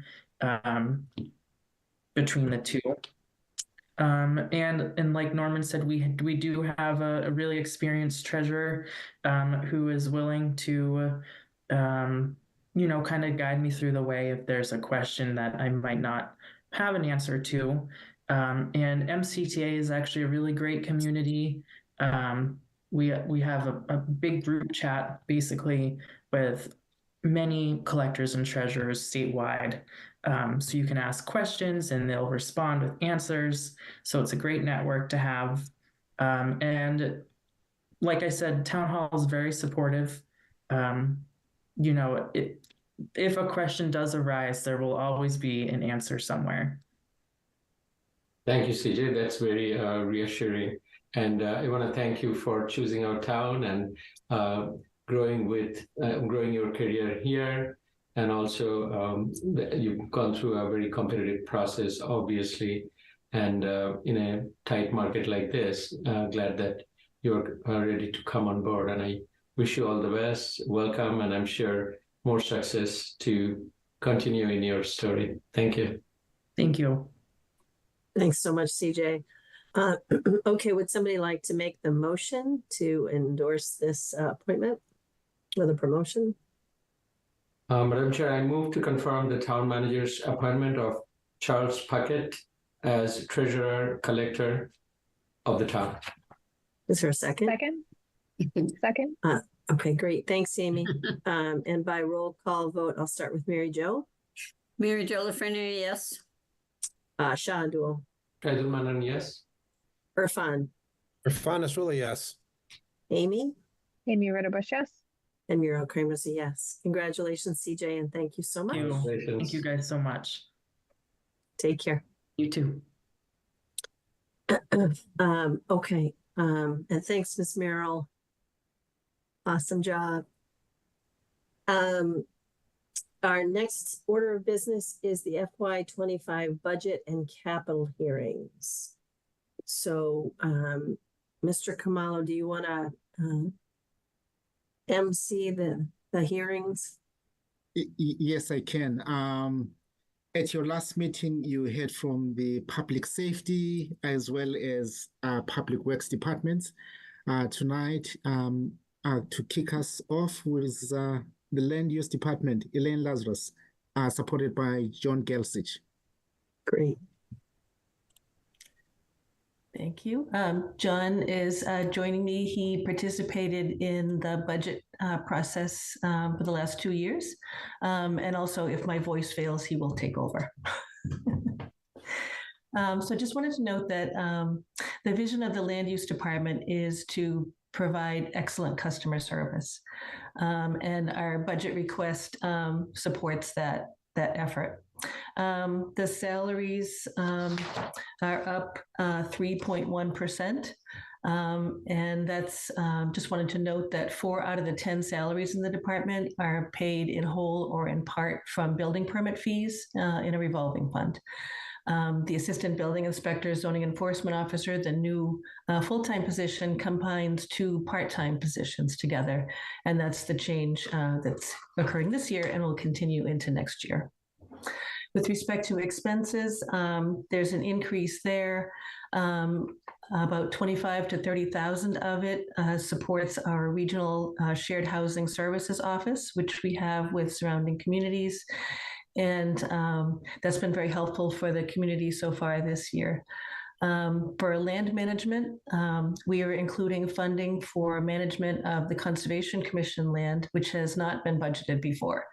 In the past, we we supported the Hughes Farm property and the Pratt Farm property. We are transferring those to the TCMC and the Open Space Preservation Commission this year in FY25. And so we're taking on the Concom land and hope that we can do some monitoring trails and other things that need to be done there. In addition, we're working on some new conservation restrictions for open space that's been purchased with CPC funds. And so we'll need some baseline documentation reports and other information and maybe some survey work. And there's an increased cost for dues, memberships, conference, and training costs. And this is both for staff and for board members. Thank you very much. Does anybody have any questions, members of the board? I have a quick one. Thank you, Elaine and John. One thing I liked that you have put there, what good looks like, and I like the slogan and the mission statement. My question is kind of on that note that do we have all materials today provided online and all applications enabled online, or do we need to do more in your view in the coming days? Yeah, that's one of our goals for this year. So we're hoping to accomplish that this year. So we're working on that now. And how have you covered it in the budget plan? Well, it's actually in the FY24 budget, so we're working on it currently. Okay, great. Glad to hear that. And once the new watermark is, or baseline is this one, do you anticipate your expenses to stabilize, or there are reasons to think it may go up further? And it's probably the smallest percentage, besides percentage, the number wise, it's probably the smallest increase. But just wondering what your thoughts are there. I think we expect a stable expense line. The Shared Housing Services Office is new, and so we're seeing how much activity it's getting. This year, we've used that entity for 3 people who are reselling their affordable housing units. And so that's been very helpful for us. It's great to have that resource there. But once we're into it, it will be a stable funding source. Great.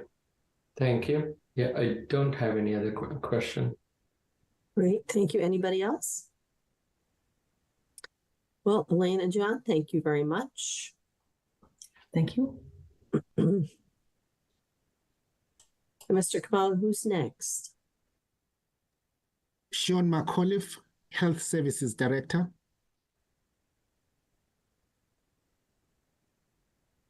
Good evening. Good evening, Sean. So at the health department, our vision is consistent with last year's. The health department seeks to continue to operate a high-performing and regulatory compliant department that aligns its goals and expectations to that of the residents, businesses, and leadership of the community. We set this budget. So actually, our budget is, with exceptions to the personal salaries, are fairly consistent with what we had proposed for fiscal year 24. We did see a 5.2 increase in salaries, and we could see another increase as I'm interested in bringing one of our per diem nurses on as a part-time employee to assist Simone. Our wages, so our overtime expenses should remain level, you know, for the next foreseeable 3 or so years, as should our medical services budget. We've made some significant changes in the way that we will be procuring vaccine, which should reduce the financial expense to the department and the financial risk to the community. There'll be press releases coming shortly to announce the move. And what we are doing is basically we are piloting a program that it looks like the Commonwealth of Massachusetts and DPH will adopt. So I'm really proud of the work that Simone, Amelia, and Casey have completed to get us to this point.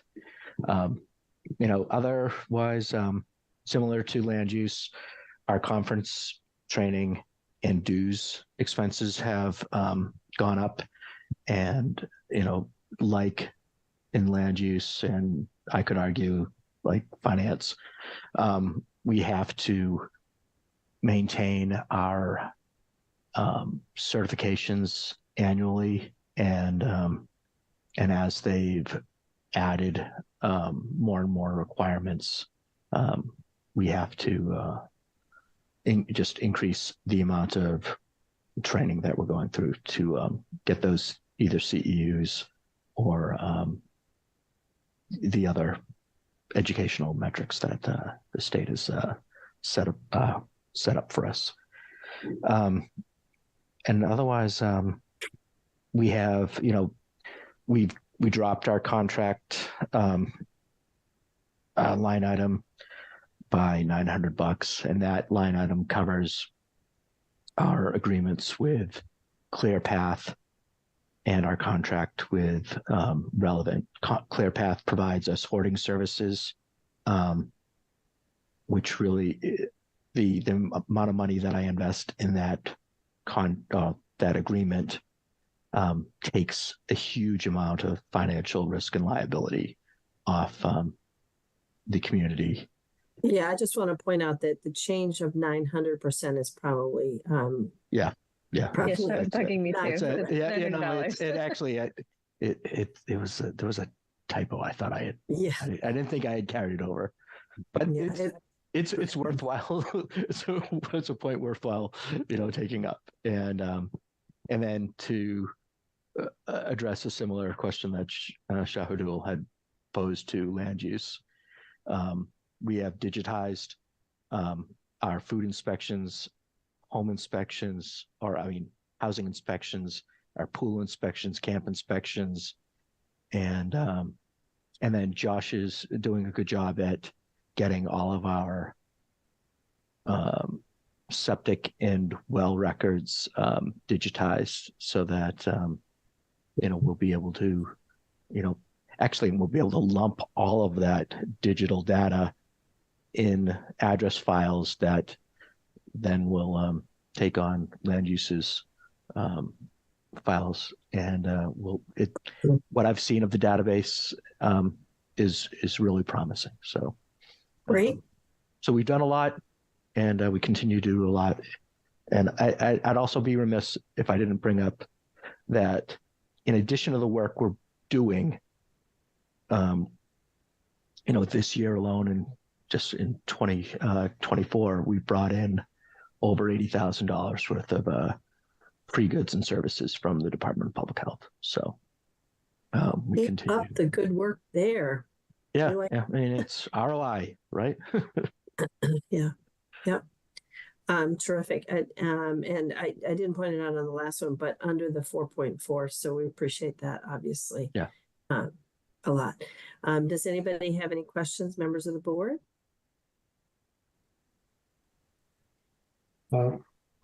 Just quick follow-up. Thank you, Sean, and thanks to the department for all the wonderful work that you do. And we hear and see a lot of good accolades and recognition for our town on health department across the state. So thanks for all the good work and the tremendous work you put in on the vaccination and other programs and advocacies. One quick question I had in the digitization. I'm glad to hear, how you are promoting and getting digitized. That's certainly a great way to gather public health data, and also our town's various very important data set that impacts our quality of life and health situation in many ways. One thing I was wondering, what are the areas that you are focusing on in the coming years on that aspect to expand on or to do more? And do you feel you have all the support that you would need to move forward with that? Because I think digitization, again, we are not going to do everything overnight, but is a very important path forward for building more data-driven public health decisions and work that you are doing. So what we are working on with IT is solving, I think, our first and foremost challenge in getting, we've got well over 6,000 records that we needed to get digitized, and those records are requested on a daily basis. So if you need, if you're selling your home, you can't sell your home without someone reviewing those records. So that's why we prioritize that. And then what'll be interesting is I'm actually working with a consultant that's developing a software product for the Department of Public Health for permitting and inspections, et cetera. So by the time we get to permitting, that service may all be really addressed by the DPH. What they're hoping to have is a full service platform so that when my inspectors go out into the field to do some sort of compliance inspection or complaint, they will log into the DPH's website, and then that will kick PDF documents down, which then we can drop right into the files that Josh has created. So I think within the next 3 to 5 years, we'll see us leaning a little less on IT because we'll be relying a lot more on the DPH's product. And yeah. Yeah, no, thank you. That's exciting, and keep up the good work. Looking forward to it. And I also know that you're doing surveys, and the survey data is also going to help with a lot of the activities and what you're doing. Do you want to, I know it's budget related, but do you want to take a moment to pitch the survey and ask everyone to participate? What is it about, and what are the benefits we're looking at? So, one of the challenges in the health department is that, and we talk about this often, is that we have this broad range of regulatory responsibilities, and especially with a team like ours, where we're always looking for improvement and get around obstacles. It's really important, and what we've realized, it's really important for us to have a strategic plan to help guide us moving forward. And it's been something that we've been discussing with Norman over the last several years. We've got 2 highly rated consultants in place.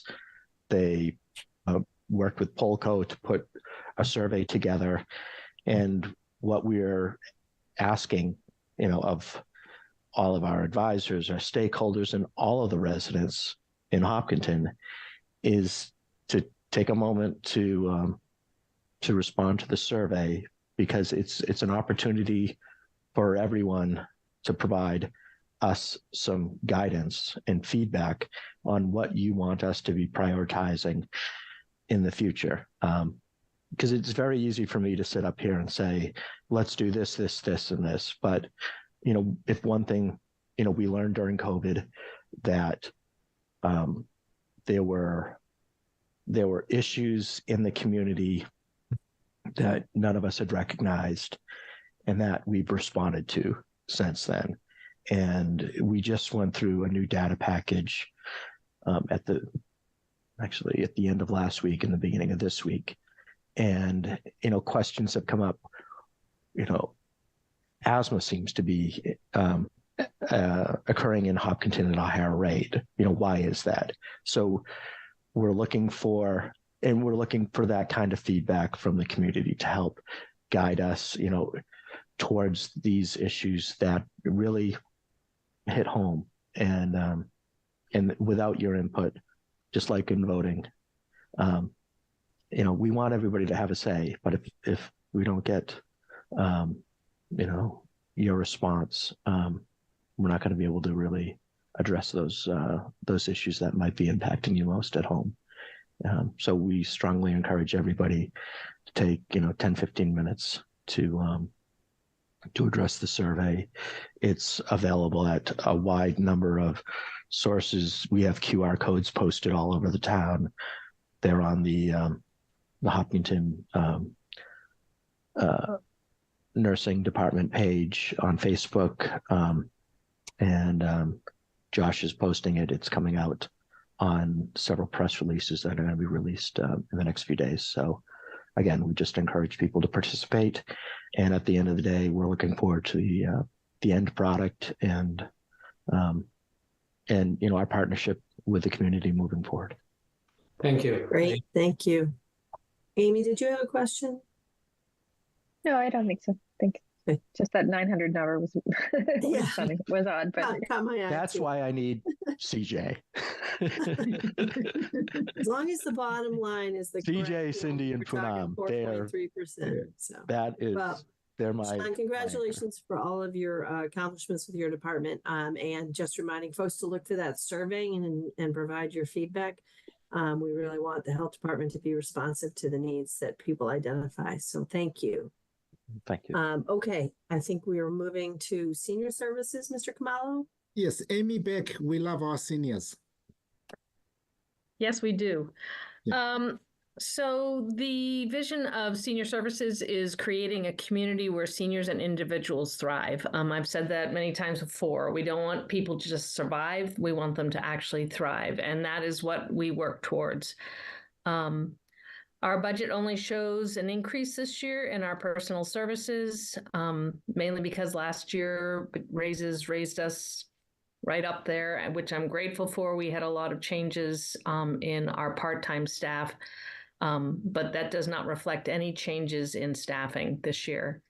We're able to keep our expenses pretty much the way they've been because we are supported very well by the Friends of Hopkinton Seniors, and our Executive Office of Elder Affairs funding is able to make up the difference this year.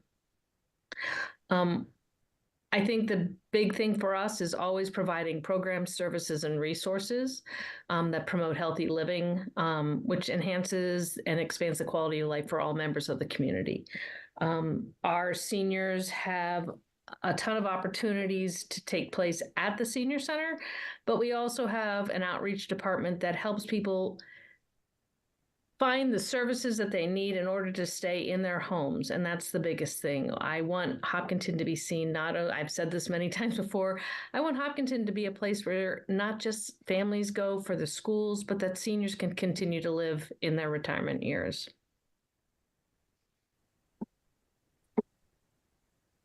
I will say, yeah, sorry. No, go ahead. No, I was just going to say some of the big things that we've been working on this year is we also are involved in a needs assessment so that we can do our strategic plan. We sent out a survey earlier or at the end of last year, probably in October, and we had a great feedback. We're waiting to get the results of that, and now we're working with focus groups in order to get the final put together. We've been working with UMass Boston to put this together, their gerontology department. Great. Thanks so much. And thanks, just a shout out to all that you do over there for our seniors and the way you power through the community, providing supports, even, so far and above the programming that happens at the senior center. Does anybody have any questions on the budget presentation? No particular question. I think the budget is pretty straightforward and looks like very stable. I just want to thank you for all the work, good work that you do for all the services and events. It's a wonderful, vibrant place for the seniors. So I appreciate all that.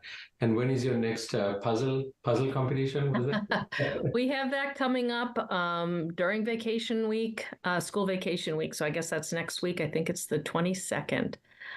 So we'll have a big group coming that day working with Parks and Rec for that. And I have to say, we're really fortunate.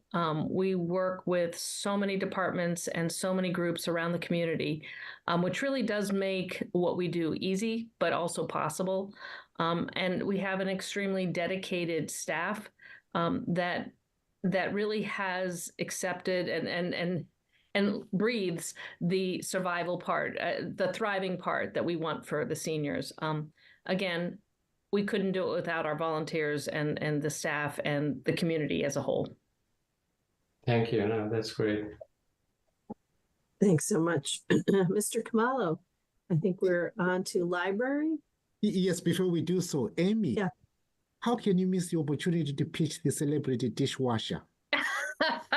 Yes, so we're really excited. We have we have an open position currently. Our dishwasher position has been open. Staff has been filling in completely for that. But we have a celebrity server every month that comes in from the community that serves at our lunch program. Norman has been a part of it. Many of you may have been a part of it. A lot of department heads and staff have been a part of it. We're really excited about that. And because this position has been open so long, I did float out that we would love to have celebrity dishwashers. So if anyone is willing to volunteer, we will certainly provide you with an apron and the gloves to get it done. So thank you. Thanks. Good luck with that. That's awesome. Thank you. Okay. Thank you, Amy. Next is Nancy Hill for the library, the best library in the world. Thank you, Norman. Good evening, everybody. On my first slide, you will see our sort of the longer version of our vision statement. But what all of that boils down to is that we seek to provide equity of access to both materials and programs to citizens and residents of all ages, backgrounds, and abilities in multiple varieties in order to allow them to access those materials and programs in the way that best suits them. Next slide. Yeah. So what good looks like. We seek to provide access to materials and information, as I mentioned, in a variety of formats so that patrons can interact with the materials in the way that best suits them, whether it be large print or audio vision, or print or paperback. We are specifically looking this year to reduce wait times and to tailor materials to meet current customer needs. I'm going to talk about wait times a little bit later on in the next slide. And we will be scheduling diverse programs that meet the cultural, recreational, and informational needs of the community. But in order to do all of that, we need two things. We need experienced and educated staff to oversee the material purchases and programming. And we need a materials budget that allows us to purchase titles in a variety of formats and to purchase multiple copies to fill community needs. Next slide, please. So our FY25 budget request represents an overall 6.59% increase. 7.71% of that is an increase in our full-time salaries line. The reason for that is, as you know, we hired 4 new supervisor positions this year. And in sort of preparing to hire those folks, I entered into the budget for this year sort of at the lower end. As you know, we advertise our positions on a scale, salary starting at through whatever the position is. And then that allows us the ability to attract folks who may have more experience, who may have higher degrees, and to negotiate with them to come on board. We were very, very lucky to promote 4 folks from within for those supervisory positions this year. But as I said, in the FY24 budget, I sort of planned on the lower end, and we were very fortunate to have folks who had lots of experience and education. And so they were offered positions sort of mid-level on those salary ranges. So that accounts for roughly $20,000 per person. So that's where that increase comes from. I am asking for $150% increase in our mileage line item. And I know that sounds like a lot, but our FY10 24 budget line item for mileage was $110. So I'm asking to put it up to $300. So it sounds like a huge percentage, but it's not a lot of money. And that's important because we now have new staff members in new roles who will have to travel out of town for meetings or for professional development. And then the largest chunk of what I'm asking for this year is a 24.9% increase in our books and material line. We have our contribution from the town towards our materials line has been roughly 1/3 of what's required. We are required to spend every year in order to remain certified.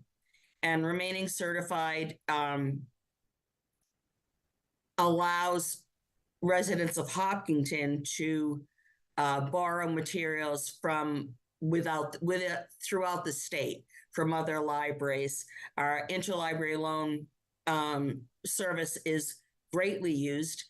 Hopkinton is in fact a net borrower within CW Mars, which means we borrow from other libraries more than we lend out to other libraries.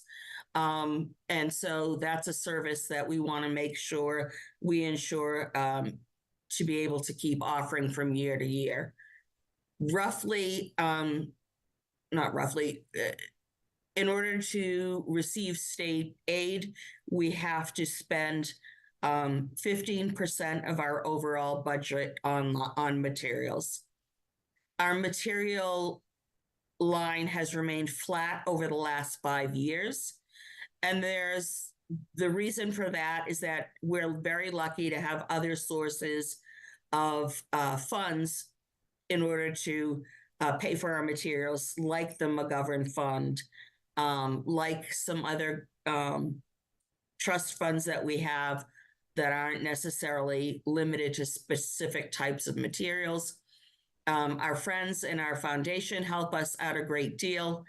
But what's happened is not only has the town's contribution remained flat, but so have the contributions from those other sources. There's been no growth in our materials line. And if you sort of look at the blue circle of my slide there, I'm giving you just a snapshot of our electronic materials, which is something that we really want to focus on in the coming year. Currently, Hopkinton residents have 133,986 holds on electronic materials. So they're waiting to download an ebook or an audiobook.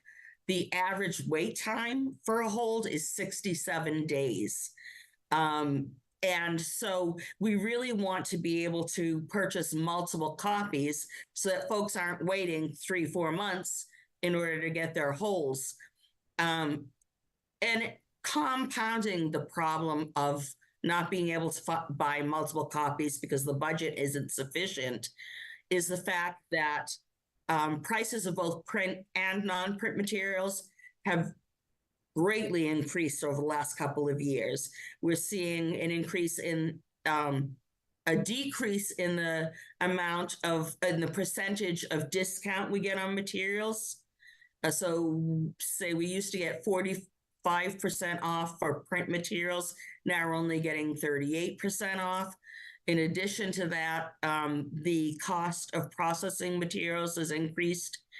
And as I touched on, I think last year in my presentation, particularly in talking about electronic materials, libraries will pay publishers $55 for one-time use copy of a popular ebook, and we only get to keep it for 2 years. When the 2 years is up, if we want to keep that title, we have to repurchase it, which is very unlike materials that we purchase in print format. We buy it once, it's on the shelf for as long as we leave it there. But that same ebook will cost the consumer roughly $15. So libraries are being charged a much higher rate for those ebook materials. So our dollars are going less and less. You know, our dollars aren't going any further these days. So that's the reason for the increase that we're asking for. Thank you. Thank you, Nancy. So I have just a sort of a planning question, sort of budgeting over time question. Do you think that, I know that we had a pretty substantial increase last year. Do you think that we're sort of, we're getting to where we need to be able to be a little bit more level year to year? But by the way, I should have started with the library is amazing. You all do great work. I'm thrilled with it. So this is not a criticism. This is absolutely a question. Just making sure that we're really doing what we need to do to understand the needs of the library and plan ahead on your behalf and with you. Sure. I do see things leveling out a little more after this coming fiscal year. We now have those 4 new positions in place. We've hired folks. The surprises of their salaries, it has already hit. And now we'll be leveling out and planning accordingly. I don't see any major increases coming on down the line as far as our salaries are concerned. This 24.9% increase in materials still doesn't bring us anywhere close to where we need to be for materials. So, you know, realistically, I think that we will be looking at asking for increases in that line item over time, although not this big of a chunk. You know, if we could be looking at 4 or 5% increase over the next few years, in each of the next few years, to kind of get us up there where we need to be. Great, thank you. Any of my other board members have any questions? Great, thank you, Nancy. We're ready. Oh. Sorry, I had a quick question. If Nancy's still online? Yep, I'm here. Oh, yeah, all right. No, thank you for all the wonderful work. I agree with Norman. I think we have the best or one of the best libraries, and very proud of that, and great programs that you have all the time. Along the same lines, I think Muriel covered it, Madam Chair covered it in terms of the staff salary. So you feel you're at a stable rate now, and it would continue in a more steady path. In terms of thank you. In terms of materials, can you give some snapshot of numbers? You mentioned we are behind in your view. What is kind of the goal and where we are, you think? Yeah, so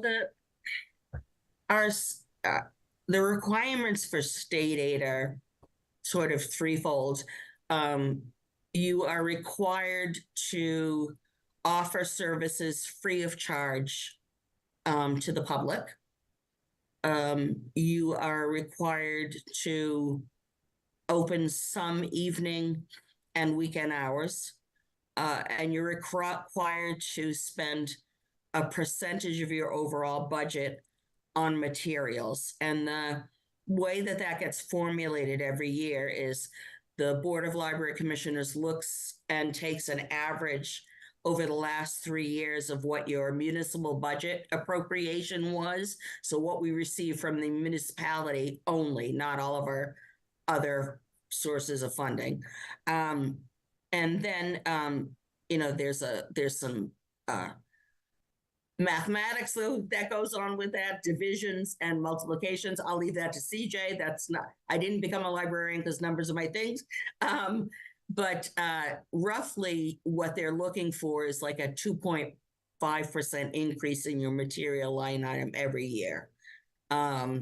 So that being said, you know, you've got to spend 15% of what we're given. So as our, you know, this year, our overall budget is a lot more than it was last year because now we have 4 new full-time staff members. So the amount that's required for us to spend on materials is increased. Does that answer your question? It does. Thank you for the clarification. So I think maybe in subsequent sessions or in future, we would like to hear from you based on your strategic plan to kind of cover it.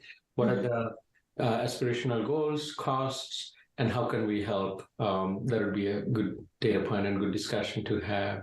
And another follow-up quick question. I'm just curious, the 67 days wait time, what is the average and kind of standard or aspirational wait time that goes around in other libraries? So the 67% is kind of across the board, not just Hopkinton residents. Oh. That's a number I got from CW Mars, who kind of oversees all of our electronic resources. So they're showing an average wait time of 67%. In order to kind of combat that, we have what we call an Overdrive Advantage account. So every week I go in and I see, you know, what titles are Hopkinton residents on hold for. And once there are at least 5 people waiting for material, I try to order another item. But all of the funding that we've put aside for electronic materials has been going to fill those holes. We haven't been able to purchase any new titles because we're just trying to catch up with so that folks won't have to wait as long. Thank you. That makes sense. And again, I would like to hear, you know, how we can get better on those fronts. Looks like you're already thinking and looking at that. But thank you for great work and to your staff as well. Thank you. Okay, Mr. Khumalo, I think we're up for Youth and Family Services. Hi, good evening. Thank you for... Dawn Alcott Miller, Youth and Family Services. I think as I leave Hopkinton, your program is one of the most proud moments in my 15 years in Hopkinton. And in fact, I live with the phrase that you do small things with great love and care. Thank you. Thank you, Norman. Thank you for hearing us tonight. So Youth and Family Services, our vision is that we're here to help when we boil it down. And whether that's the individual reach or that's systemic change, it's through both of those methods, really, engendered through our clinical services and through our prevention work. Our service areas are primary prevention, information and referral, clinical services and therapeutic support services. We do crisis response, case management for difficult situations where folks would not be able to navigate the human service realm without support.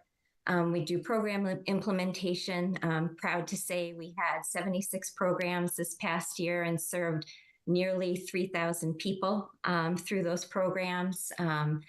And we have been creative and we're developing new and more things through the addition of a staff person this year, Holly Morand, as the resource counselor, case manager to not just support our case management aspect of our work, but to also do more follow-up with the people that maybe call us for one thing. And after that one thing, maybe don't think to call us back about another need they might have, so that we have somebody reaching back to the public when they've reached out to us and following them through their journey a little bit more. We have collaborated with 96 different organizations this year, which stunned me to realize, and served 196 intakes. And the intakes itself could be an individual or a family. So the impact extends beyond just the number of 196. We participate in community education, and then there's that administration role that I fill, I think, mostly. So our strategic goals for this year, which really excite me, is to formalize the youth voice in all programs that serve youth by the end of, it should say, fiscal year 2025. And we're well on our way there. We have hired 3 youth interns through our Drug Free Communities grant.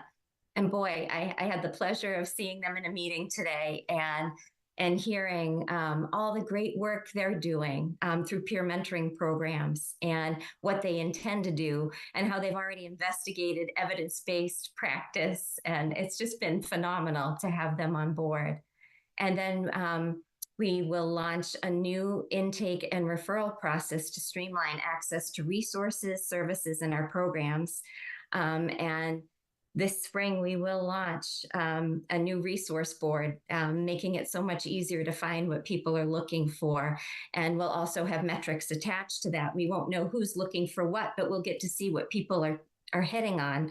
What are those needs that they're looking for the most? And it's just incredibly exciting. And we'll be conducting a new needs assessment. I think we're in good shape with our other town departments too. Everyone's doing these needs assessments. And some of it does cross paths. So this needs assessment will not only determine what Hopkinton's needs are, but through one of our grants also what the region is looking like and how we can support each other town by town and extend some of this work to the borders that we know our young people cross.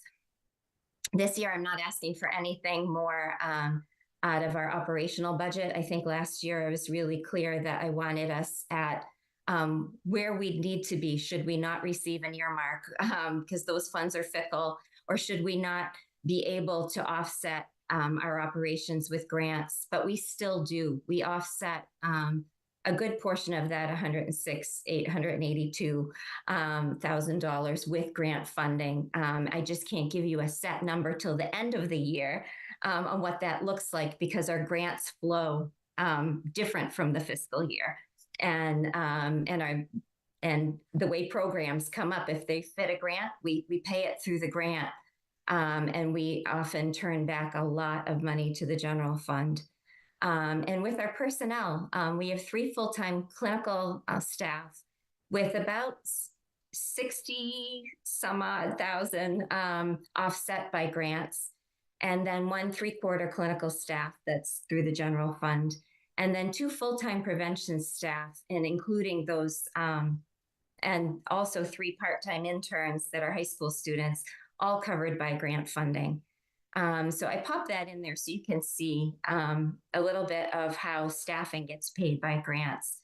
But we're requesting 4.5% more this year, equaling $14,981.74, and that's inflationary with staffing. So whether we hired for a bit more than we anticipated, or because of the process we went through to increase salaries, that's exactly what we're asking for this year, in addition to last year. Thank you so much, Dawn. Appreciate that. Really appreciate all the great work you do. I know that I hear from people about your quiet works to make sure that people know that you're there and what kind of help you might provide. So that's wonderful. Do you know, you just mentioned that I turn a lot of money back at the end of the year. Do you know what we turned back last year? You know, I could I could hunt that down and get it to you. It's okay. I'm afraid if I switch screens, I'm going to lose you completely. But often it's in years past, like the number 30,000 sticks in my head, but sometimes it's more than that. And sometimes depending on where we're at with staffing, because we do have a position open. I should use it as a commercial too, like my peers. We have the program coordinator, social worker position open. That position was filled by Sarah Randall and vacated in October as she left us for another opportunity. She still works per diem because she loved the work. And so she's working per diem until we can hire to run a few programs here and there. But definitely we're hiring. And so some of those funds might be more in different years because just where we're at trying to keep fully staffed.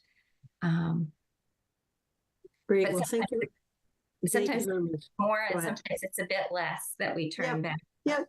The ballpark was fine. It's just a nice opportunity to highlight the ways that that while you need to protect the funds to keep going, which we totally appreciate and support through the grant funding opportunities and so forth, we really do get an awful lot of return for our investment, our final investment. So I appreciate that.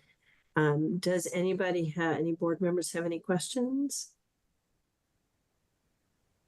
I have a quick follow-up one, and thanks again for all the service that you and your staff provide. It's certainly a great service and great, I would say, asset for our town to have to support our community and support our youth.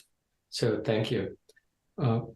One item I see is 209,000 that is covered by grants. Mm-hmm. Is that one time or is it ongoing? In other words, next year, are you going to lose that, or you think? I'm so glad you asked. I came prepared with all of that. Yes. So the Drug-Free Communities Grant sunsets, that is a $125,000 grant. So all together our grants are about $500,000 in revenue that we bring in. But our Drug-Free Communities Grant will sunset in 2026. Our MHAT grant will sunset in 2026. And our Mass Call is 2029. Now, with our Drug-Free Communities Grant, we have the opportunity to apply for another 5 years, which would bring us to 2031. And we're gonna attempt that. And the consultant that has helped us has never had a fail. So I'm hoping between now and then she doesn't have a fail. Like, she's been great and really guiding us to answer the questions they're asking, and to really highlight the prevention work we're doing that shows impact. And so the biggest one that I have, I get a little bit of a lingering anxiety about is when the MHAT goes away, the amount that it supplants or offsets some of our clinical work. And the reason why we didn't just pay for a position with that is because the way they break duties down, it's a part of each of our roles. So we needed to show that in the application. So it doesn't just cover one person, but it covers like 10% of my role and like maybe 40% of another person's and slightly more of somebody else's. And so we are, looking towards other revenue sources and, looking towards new grants as they may come. We have a little bit of time to prepare for that, but there are no guarantees, as we know. Funding can be hard to come by. I'm seeing more funding go out towards state than to local communities with these bigger grants like this now. Sure. No, thank you. Thank you for that clarification. We certainly don't want disruption on your wonderful services, and understand, the good news is you're expecting some renewal and some of the other efforts that's going on. Please keep us posted and let us know if we can be of any help through that journey. But again, great work, and keep up the good work. Thanks. Thank you very much. Thank you, Dawn. Okay, Mr. Kamalo, I think we're on to Parks and Rec. Yeah, John Lewitas is here with us together with Dan Terry, I believe. Good evening, everyone. John Lewitas, Director of Parks and Recreation. I think this is going to be, well, I don't think, this is my first time presenting in front of you. So thank you for having me. Right. So here at Parks and Recreation, our mission is to provide active, healthy, engaging programs, services, and facilities for the entire Hopkinton community. Right now, we are looking for, okay, there we go. Personal services for FY24 was 177. We are looking for an increase up to $223,322. The personal services are made up of the 3 full-time staff in the recreation department, including myself, the program coordinator, and an additional program coordinator. In addition to that, it is the Sandy Beach staff that we have part-time employees work for during the summer months. In addition, we are looking for an increase in our overall general fund expenses from $22,000 to $37,100. And the main reason for the increase in expenses, the big one is the holiday lights that you see there on the bottom right on the picture. We've had overwhelming positive feedback from the community that they like the lights, and we are looking to get that funded fully out of the general fund moving forward. In addition, the Fruit Street Dog Park. There was a part-time employee who had taken care of the dog waste previously, is unable to physically do that. So we have contracted out those services.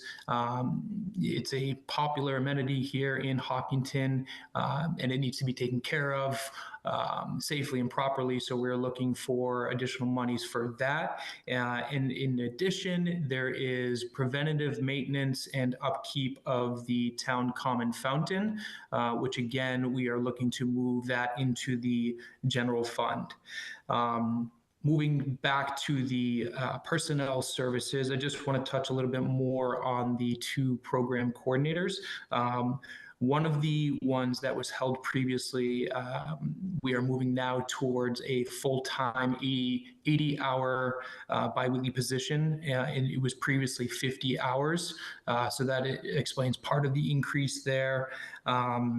And one of the first things I did on the job here in Hopkinton was look at the staffing structure at Sandy Beach, the beach manager, the lifeguards, the gate guards.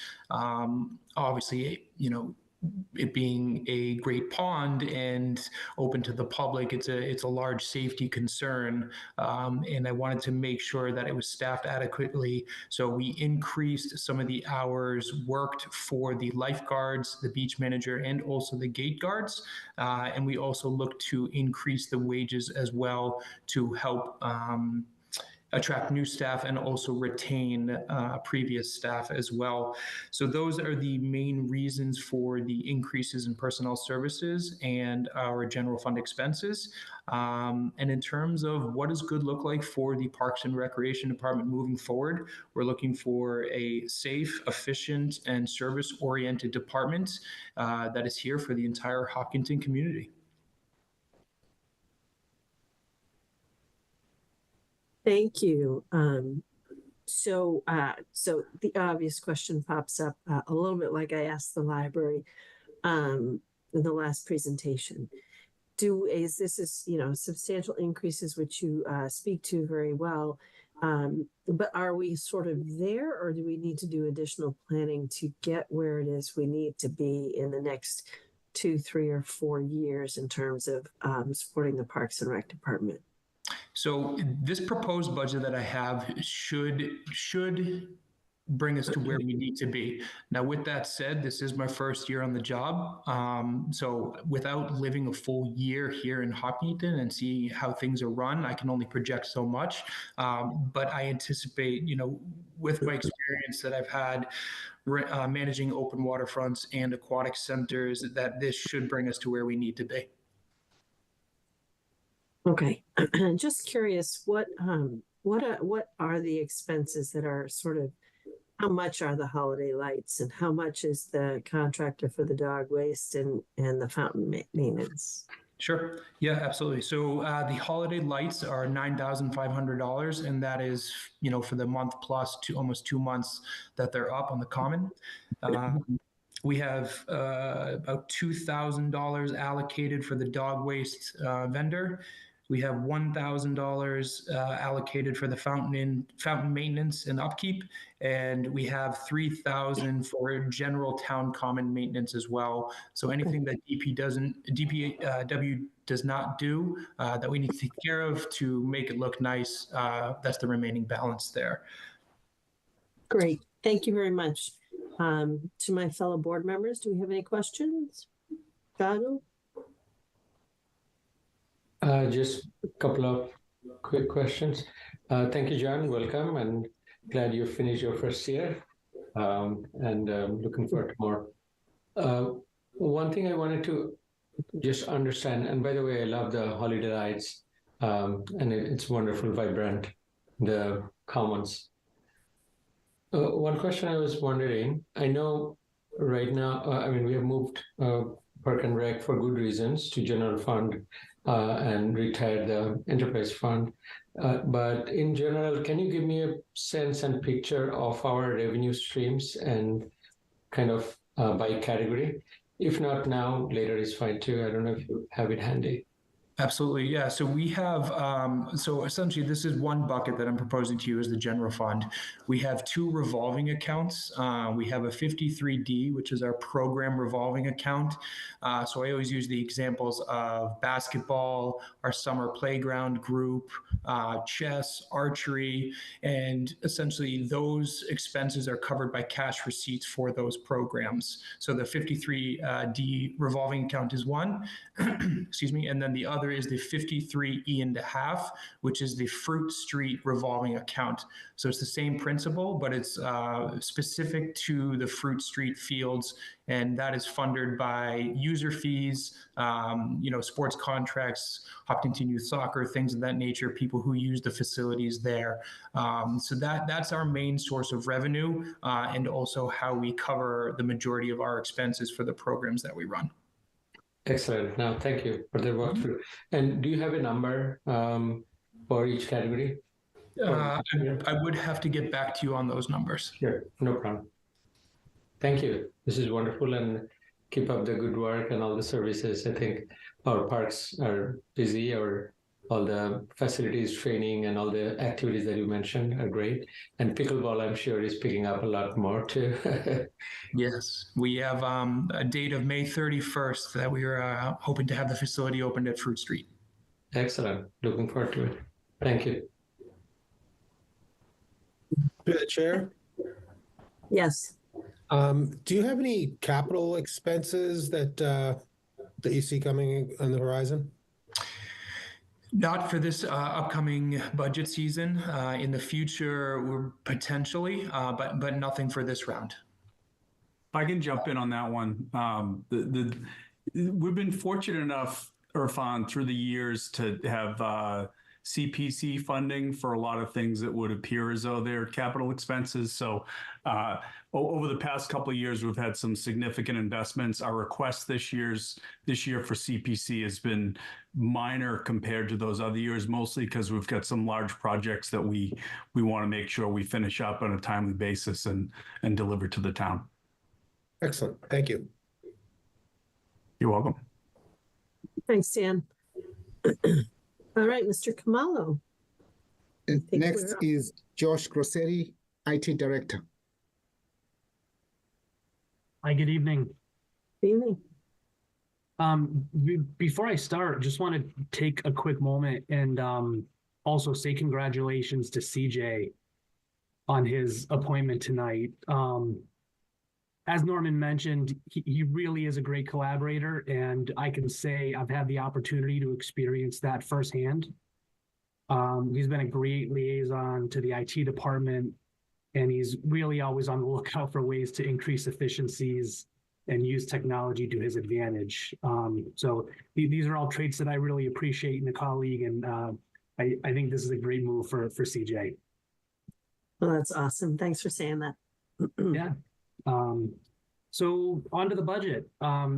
Single sentence vision statement for the IT department is that Hopkinton is the most technologically advanced and transparent town in the world. And so when you look at our FY25 operating budget request, you'll see we have a net increase of 56,000 and change, which equates to a 5.1% increase. No one single standout here, but I think it's important to note that over 90% of that net increase can be attributed to 3 of our main core systems, and that's the Google Workspace licensing, our new EDMS licensing and support, and our Munis licensing and support.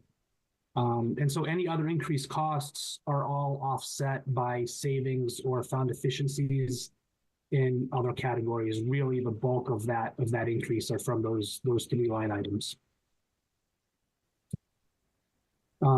What does good look like for the IT department is we keep everybody working. Good looks like resilient and dependable IT infrastructure and tools that support and enable Hopkinton residents, volunteers, and employees with platforms, access, and information they need. And then also, we do have 4 capital requests this year. I don't know if you'd like me to review those and then save any questions for the end, or if you wanted me to pause here. No, go ahead. Give us the whole thing. Sure, thank you. So again, we have 4 capital requests this year. The first is 76,000 and change. This is for an ongoing program that we have for end user computer refresh. Just ongoing systematic and planned refresh of our end user computing hardware. So townwide, we have about 175 devices that are a part of this program. And on a normalized year, based on our retirement schedules, there would be somewhere between 37 and 40 devices that we would refresh. Fiscal 25 represents the last of a little bit of a catch-up that we're still playing from a year during the beginning of COVID, when this program was paused for a year for financial reasons. Our second is $40,500. This represents phase 2 of 2. So we're in, for fiscal 24, we're in the process of the first phase of this, which is our network switching and Wi-Fi upgrades. And this is to upgrade townwide any legacy network switches that we still have in production, as well as upgrading all of our wireless access points in all town buildings to the latest next-gen Wi-Fi standards, which is Wi-Fi 6E. Our third request is $667,500, and this is to digitize all remaining town paper records. So this helps with resilience, risk mitigation, ease of access, not only for staff, but also for residents. The vast majority of these records would be published through a self-service portal so that residents could have direct access to these documents from anywhere in the world. And so that will certainly aid with, again, that public-facing self-service and also transparency. Wasn't part of what I was prepared to speak about, but I know Sean mentioned this also earlier. And so just wanted to add a little bit of additional context there, that we're currently partnered with the health department to digitize their historical paper records for their address files. And as of right now, we've got about 650 of those address files fully digitized.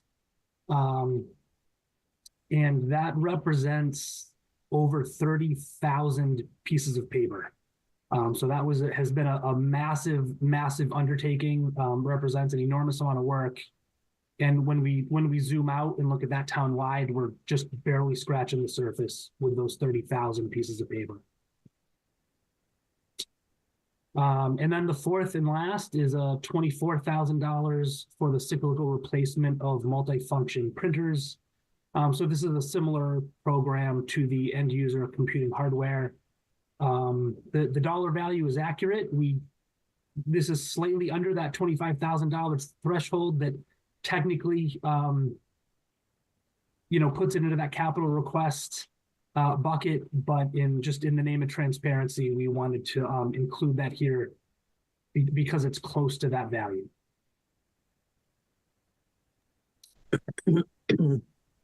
And that's the last of the four capitals. So if anybody has any questions, I'm happy to answer them. Yeah. My first question, Josh, would be, have we identified the ways we're going to pay for the capital requests? Yes. So the three of the smaller requests would be paid for through pay-as-you-go capital. And I believe, Norman, correct me if I'm wrong, that would be funded through free cash. And yes, you're correct, Josh. And the larger of the four for the record digitization would be funded through a capital borrowing article. Okay. Thank you. Then just because it's so big, and it is sort of I know it's a huge task, but it's a one-time task, right? Is this a capability we're going to need ongoing, or is it because the task is so big that it has to be this? Yeah, no, this is definitely not ongoing. This would be a one-time process of digitizing those paper records, and it's really just a result of the massive archive that the town has, compiled over the years. Okay, so I guess I just need to ask: did we investigate other ways? Like, are there companies that do this? Oh, absolutely, and that's a part of this. So we would be partnering with a company. We would not be performing this completely in-house, and that's a part of the cost. So what we're doing right now with the health department is going through and we have a consultant, a partner, somebody that's helping us with that process.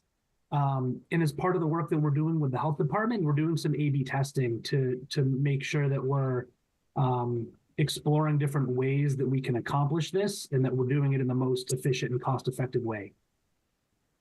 Okay, thank you. Do other board members have questions?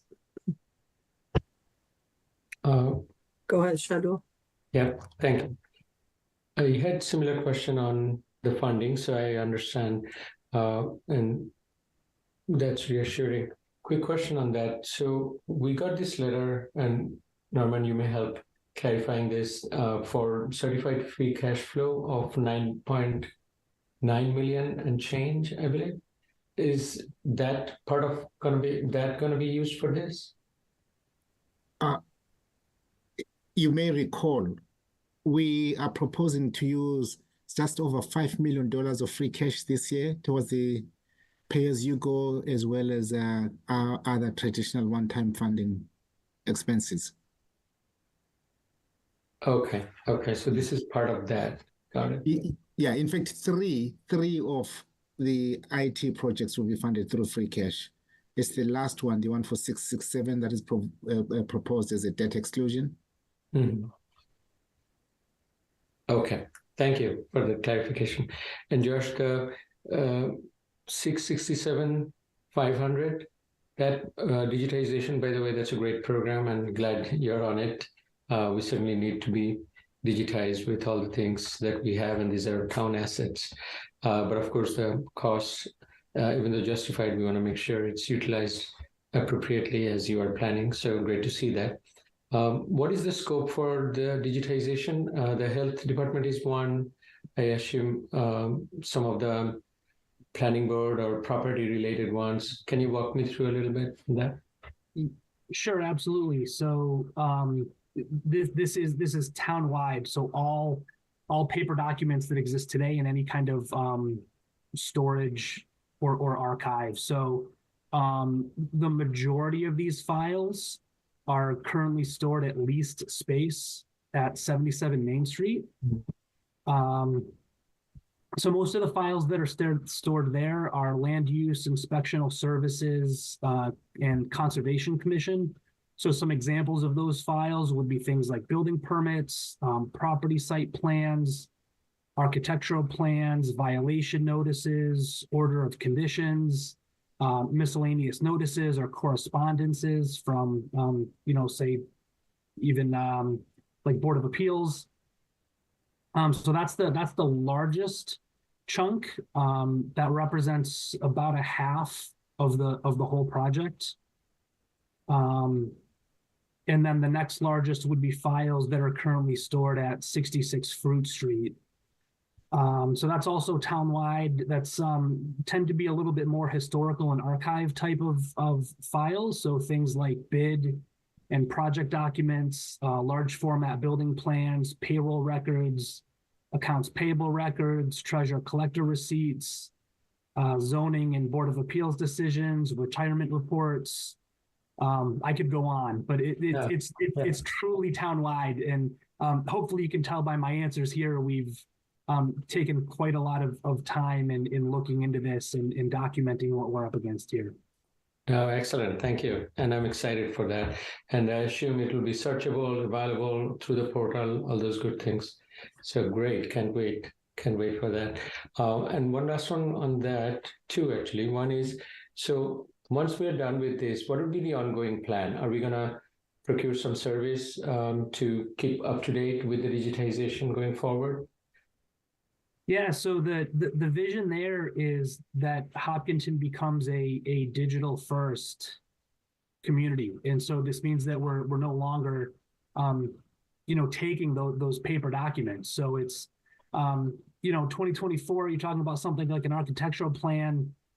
Nobody's sketching those by hands anymore. So they exist as digital native documents somewhere. We want to get those as digital natives. And that way it's an exceptionally simple process in terms of how we ingest that into the system, categorize it accordingly. And then it's also the best quality it's ever going to be. So we're not dealing with, printing something out from a computer just only to scan it back in. It doesn't make sense. It's inefficient, and it's not going to be as good a quality. Excellent. No, really excited to hear that. And as you know, strategically, as part of our strategic goal, digitization is a big part of it. So I'm really happy to see that your thought leadership is there and all the town departments are participating, and we are able to fund this, hopefully with the town's approval. One last one on that. Once this is done, how much is the projected saving from the leased storage facilities? I'm not positive. That would be a question, I believe, for Dave Del Torio, but I believe that's somewhere in the range of $25,000 to $30,000 a year. Got it. No, that's the approximate number. Sounds and looks good because it's a saving and we could utilize it for others. But thank you again. I think this all looks good. Good luck. Thank you. Any other board members? Thank you, Josh. Thanks for having me. Thank you, Josh. Next is our town clerk, Connor Deegan. Hi, everyone. Ben, if you don't mind pulling up the slide. So I'm going to try to keep this nice and brief for you folks so that you don't have to stay too much longer. It's been a long agenda so far. For the town clerk side of it, we have seen everything staying pretty level. We're just trying to maintain the quality of service and the need for increased transparency in the community that everyone wants right now, especially. And it has been so far no need for major changes other than just making sure we're ready for basic staffing needs and everything else there. So that's why you'll see it's just a blanket 2.4% over the town clerk side, with just some increases, mostly inflationary. There's no new starts. So there's really nothing there that we're seeing that's something that can be controlled. It's just the same stuff that we've been doing. On the election side, it's a much more significant number. So that's the one I wanted to focus on. This one is obviously because we have a state primary and a presidential election and state election for the next year. So because of that, we're going to have an increased need for the budget to be prepared for the large quantity of additional mail-in ballots that we're going to be seeing. We are currently looking at primarily this issue coming in with staffing and programming of our election equipment. But with a lot of this, we're hoping that this is going to be offset by the some reimbursements that we're seeking with the state, especially when it comes to polling hours and reimbursements for early voting. As the Votes Act that came out last year increased a lot of the mandates around mail-in voting and early voting hours, we're hoping that we can see some of the offset from the revenues decrease the actual tax impact on residents. But primarily, we're going to see this number here that's coming up to that 26.7% is going to come back down in the next fiscal year, because we're looking at back to there's only in the next cycle going to be a single town election unless there's a special. So this is going to be, again, just kind of I like to say elections runs like a roller coaster, where it goes up for a bit and then it comes right back down for a bit. But ultimately, we're looking at doing services here that we're both required to do, and it supports the voice of the residents and voters in our community when it comes to ensuring that these democratic processes and institutions are followed and done the correct way with true integrity. So thank you very much for your consideration on this, and thank you for Norman and Elaine for your help when it came to crafting all of this. As always, this is a very involved process, and we're all very lucky to have a great team here at Town Hall that comes together on this stuff. Thanks, Connor. So if I'm understanding correctly, this is a little bit of a cyclical bump because of the presidential election? Yes, so we basically see in the elections requests, it increases based on the number of elections because of especially for personnel, it's tied directly to the amount of hours. Yeah. All of our folks who do elections are either volunteer or per diem. Okay. All right. I don't have any other questions. Any other board members?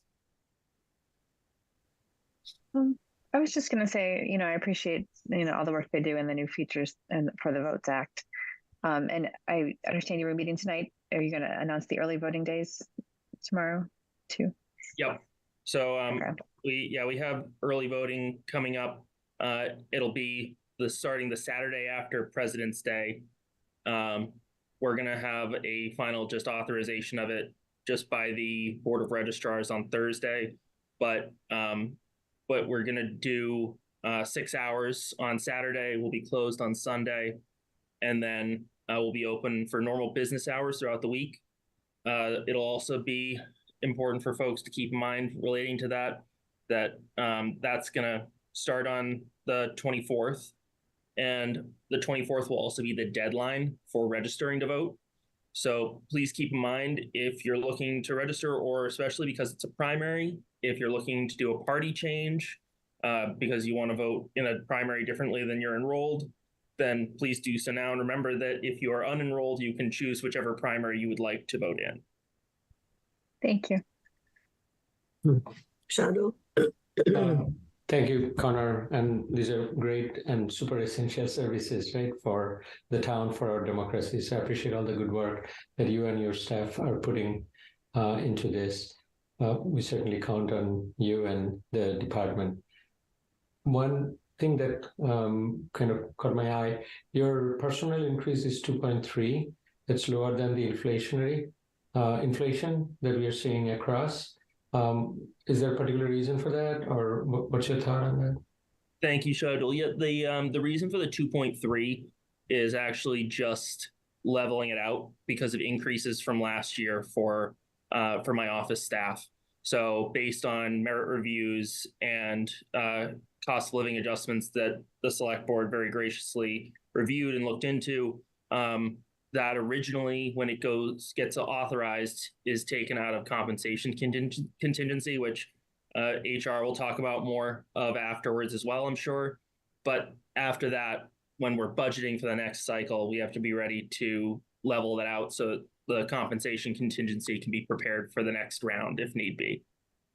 Thank you. Yeah, we definitely want to make sure we are equitable and consistent and have happy employees. The second question, I think Amy covered it. I just didn't understand the last part.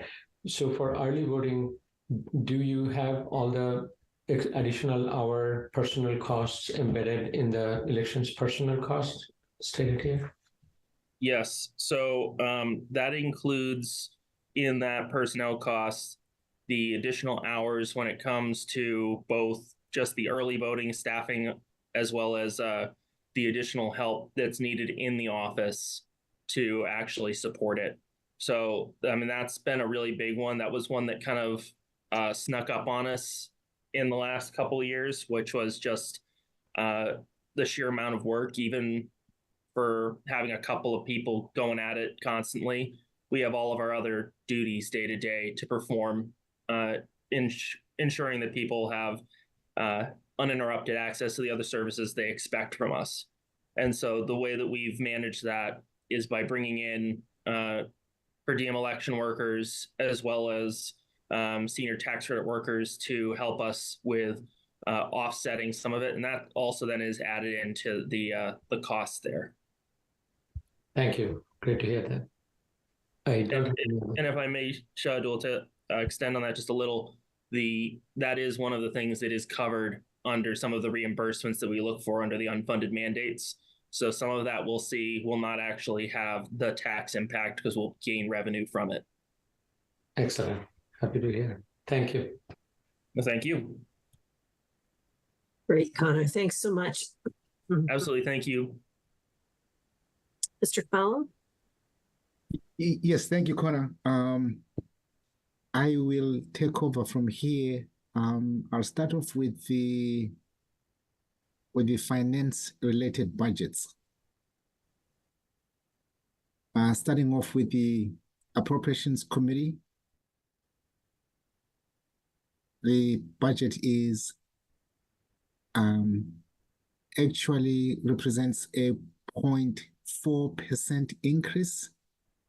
We're increasing the expenses by $500. The reserve fund remains at $125,000. I should mention, we may not have tapped into the reserve fund the last 2 years. And then accounting, procurement, and grants. We're asking for an increase of $4,277, which is equivalent to 1.4%, bringing up the budget from $311,578 to $315,855. Again, I'm sorry, Norman. Through the chair, are you showing something? We're not seeing anything. Oh, I'm assuming IT is showing the slides? No, we don't see the slides at the moment. Okay. Ben, are you still there? Yes. Okay. So again, it's a 1.4% increase.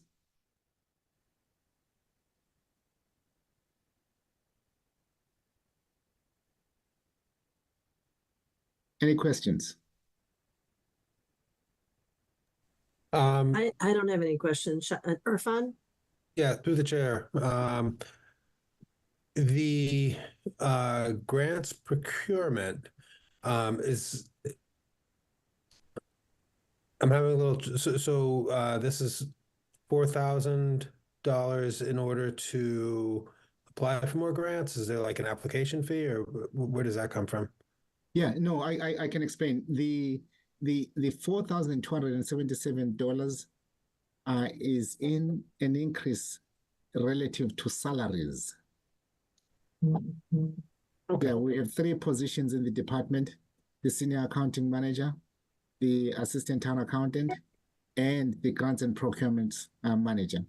Their salaries total we're projecting that they will total 280,355, which is what accounts for the 4,277 increases. The expenses are remaining level at 35,500. So that all sounds fine. I think it would be helpful at some point if we could get an understanding of how much that grant writing results in funds for the town. Because I know it's significant, but I think having that number would be nice. Yes, we can provide that data point. We always do. It's a very substantial amount. I know. It's spending money to make money. So yeah. Thank you. Okay. Any other questions? Great. Thanks, Mr. Khumalo. And then the finance department.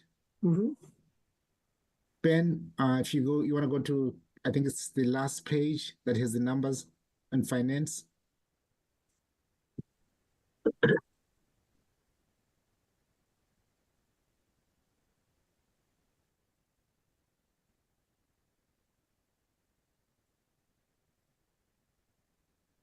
Yes, we are in fact proposing a decrease of negative 1.5%, approximately $14,230. The budget is decreasing from 971,265 to 957,035.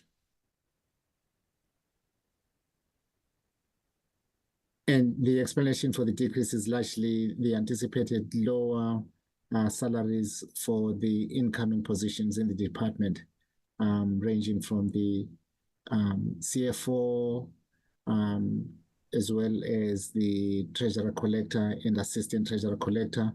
We also had transitions in the administrative assistant positions. Well, we do like a decrease, but it does show that there was a lot of work that had to happen to fill those spots. So appreciate that. Anybody have any questions for Mr. Khumalo on the finance department? Great. One quick question, Norman. The appraisal services, what does it entail? Is it software and people combined? It's a combination of the company that works with our assessing department on appraisals, as well as in individual cases where, for example, we may be negotiating for a property.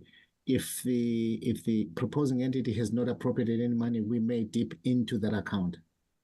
But it's largely for the appraisal services that are rendered to the assessing department. And I'm sorry if I missed it. What is the reason for it going down this time? Are we anticipating less use of services, or? Yes. Okay. Thank you. As you know, we conducted most of our LNG work in the last 2-3 years. Yeah, no, understand. So we've covered most of the immediate appraisal work, so it's going down a little bit. Yeah. Thank you.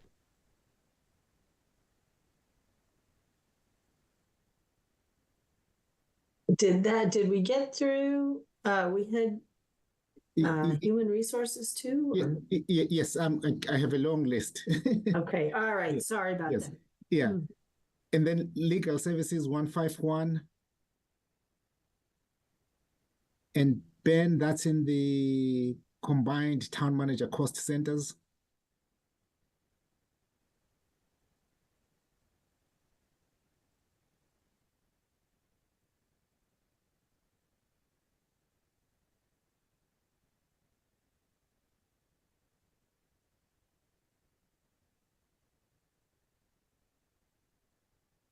Yes, we are requesting a $13,110 increase, equivalent to 4.4%, purely inflationary.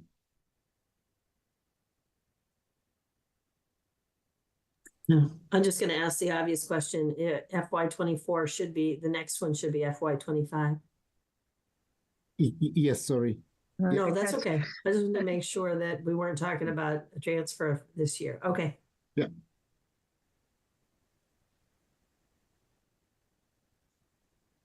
Through the chair, Norman. Yes. Just curious, how much of it is for Eversource? Do we have a sense for that? Eversource related, tax related litigations? If the question is how much have you spent in FY24, I can look up the report and share that with the board. How much are we projecting for the coming year? We have two combined sources. One, we can rely on the budget, the finance budget, which is the assessing department, and also if we do not have any funds in that budget, we then turn to the town's legal budget. Do I have an exact amount for Eversource? No, I don't. Okay, yeah, that would be a good data point just to see how much, not only in the budget process, but actual dollar-wise in the legal fees we are suffering. And how is it looking this year for Eversource tax collection? Do we know yet, or we'll have to wait? We don't know yet. Okay. We'll stay tuned. We want to assume the news is good for the community. Yeah. But it's sometime in February we'll find out, right? Yeah. Okay. Thank you. Nothing further. Okay. And then Ben, 152 human resources.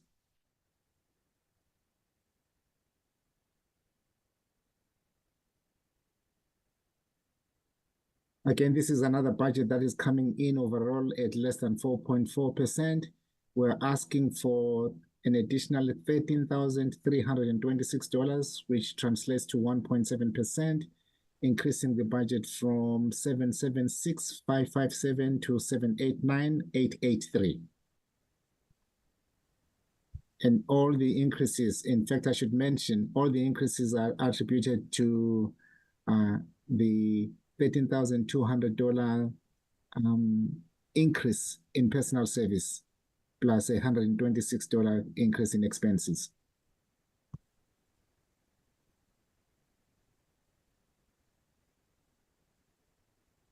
So I'm sorry, what's the total increase for? 13,13326 or 1.7%. Oh, okay. That's what I was looking for. 1.7%. Okay. Thank you. Yeah. Okay. And then next, town hall expenses, that's 192. Level funded at 8,270, so 0% increase.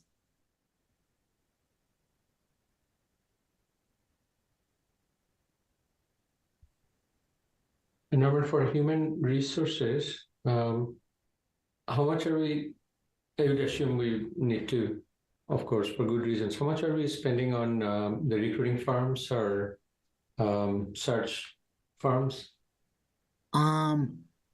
We don't normally use recruiting firms unless we are hiring for the higher level positions. For example, by way of illustration, we paid, I think, approximately 15,000 for the fire chief.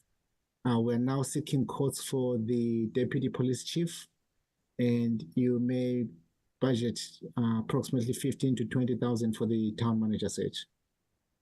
Okay. Yeah, but otherwise we rely on internal staff. And also for CFO, I assume, right? CFO, no, we did not use an external company. Okay. Yeah. Thank you. That's good data plan. Yeah.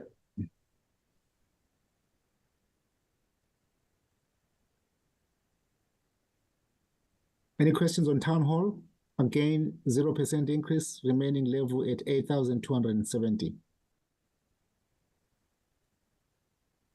Great. Just curious, Thank you. what's it? Yeah. Sorry, just curious, what's in that cost? It's mostly stationaries and printers and stuff. Yeah, and any other costs that are related to town hall. It could be, for example, we may have an expense related to perhaps an event or a process that can be charged to that account. Got it. Thank you. For the most part, we want departments to pay for the expenses. However, if they can't, then we tend to the town hall expense line. Mm-hmm. Yeah.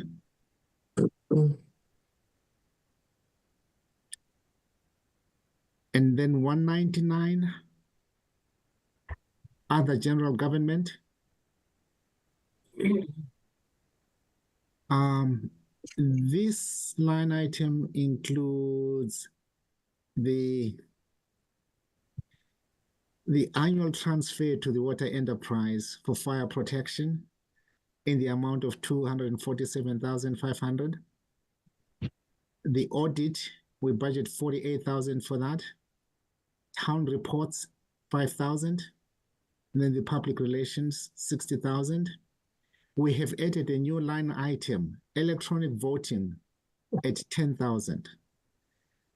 We are asking for a 3.8% increase, and that covers the new expenditure towards electronic voting in the amount of $10,000.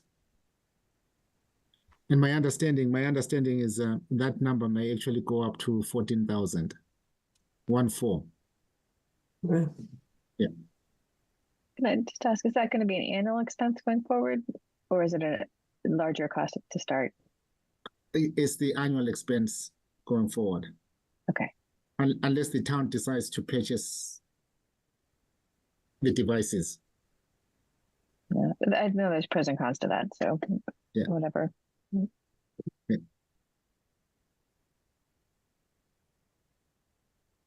Any questions?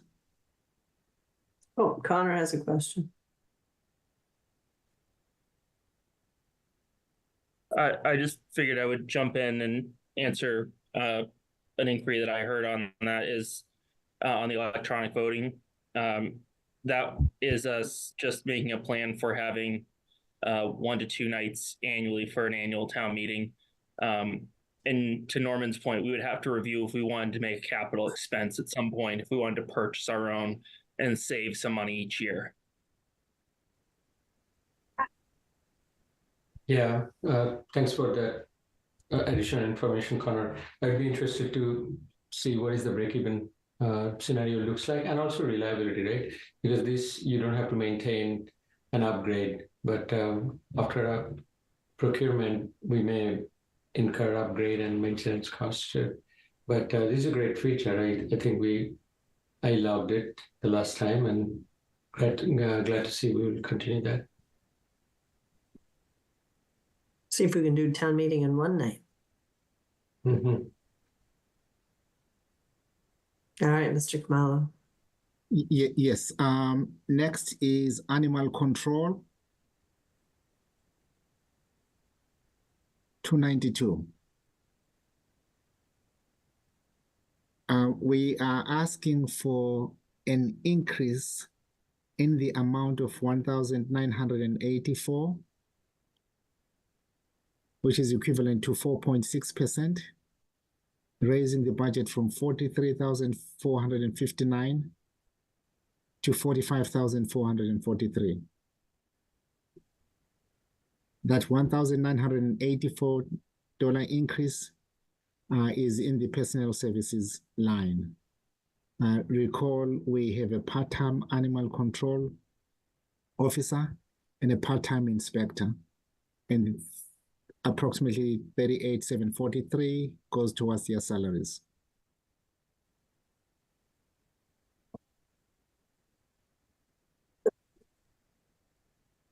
What's the projected need for refrigeration? Elaine, feel free to jump in here. We pick up dead animals. Okay. Yeah. But that and picking up the dead animals falls within the personnel services? No. Because the expenses haven't risen at all.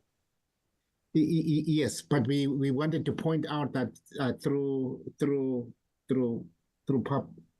what we are hearing from the public, we may be directing the expenses towards refrigeration. And in fact, if the number is higher than that, we will tap into the other funding sources available for the town. Okay, thank you. Yeah.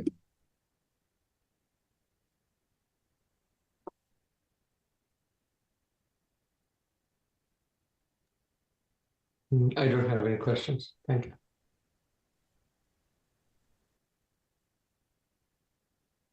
Mr. Kamala? Okay. Next. Ben, you want to go down? The next is, I think, benefits.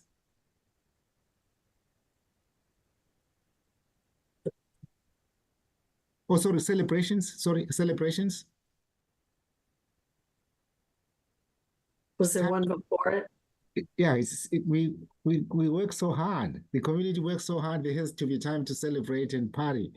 The budget is level funded. Memorial Day, we are proposing $2,000. And then for Hopkinton Day, $30,000. And the bulk of that goes towards the fireworks.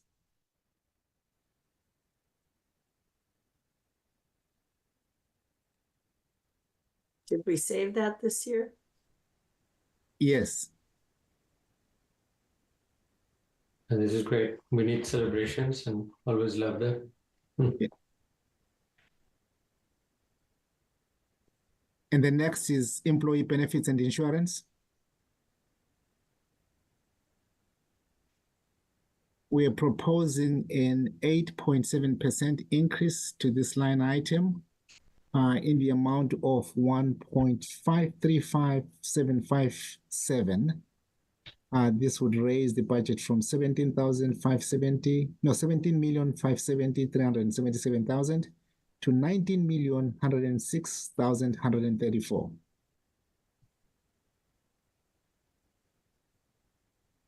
Yeah. And Norman, how much was it last year? I think last 3 years it's been pretty painful, right? Yeah, last year it was. How much was the increase last year? Increase, yeah. Okay, I can check that quickly for you. 1 second. Thank you.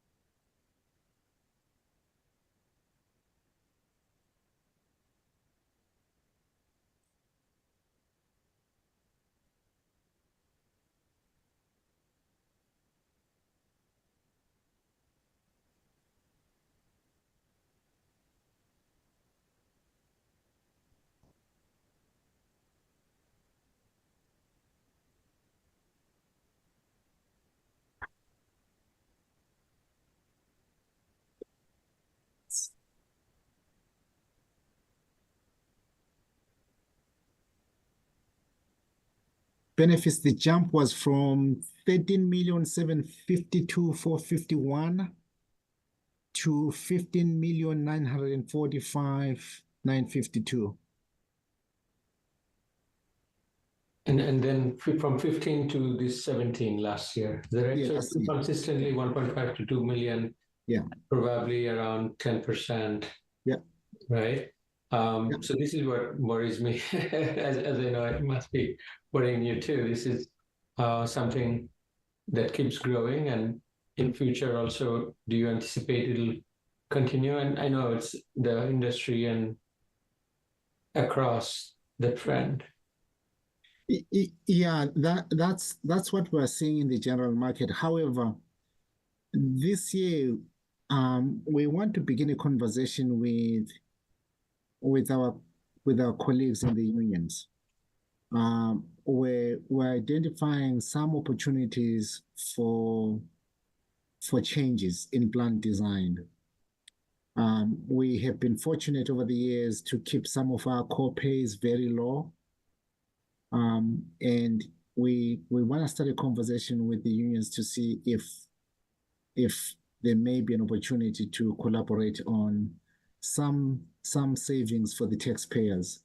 However, what I think is important to note is, one, making sure that those, if we do any increases, that they don't outstrip the wage increases. And then secondly, I'm always looking for the provider to partner with the town in shouldering some of the increases. And so we want to start those conversations to see if there are any opportunities for plant design, only insofar as I think they're consistent with and don't far outstrip the wage increases, as well as if the provider is willing to partner and shoulder some of the increases. Thank you. Yeah.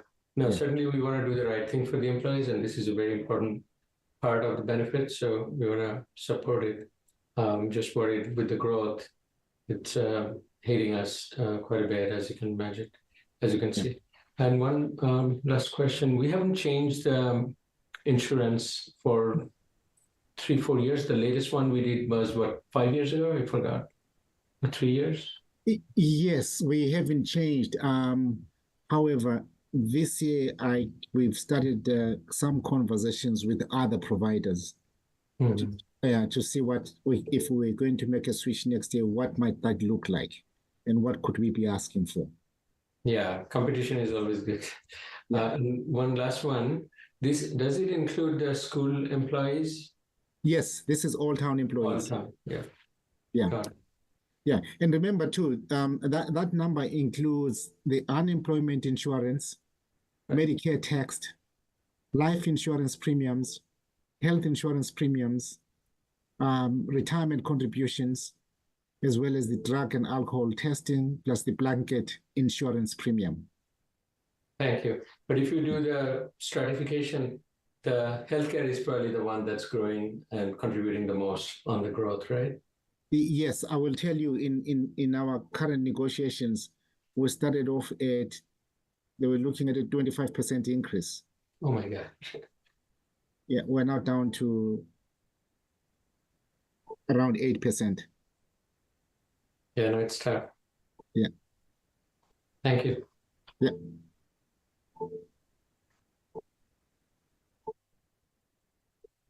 I believe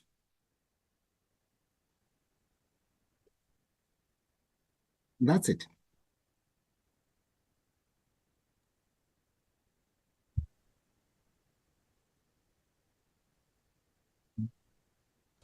I was on mute. Thank you so much, Mr. Khumalo. So then our next item of business is the 2024 annual town meeting. Do we have an update there? Yeah, we're getting close to 10 p.m. Is there anything we have to vote tonight? Versus what could wait?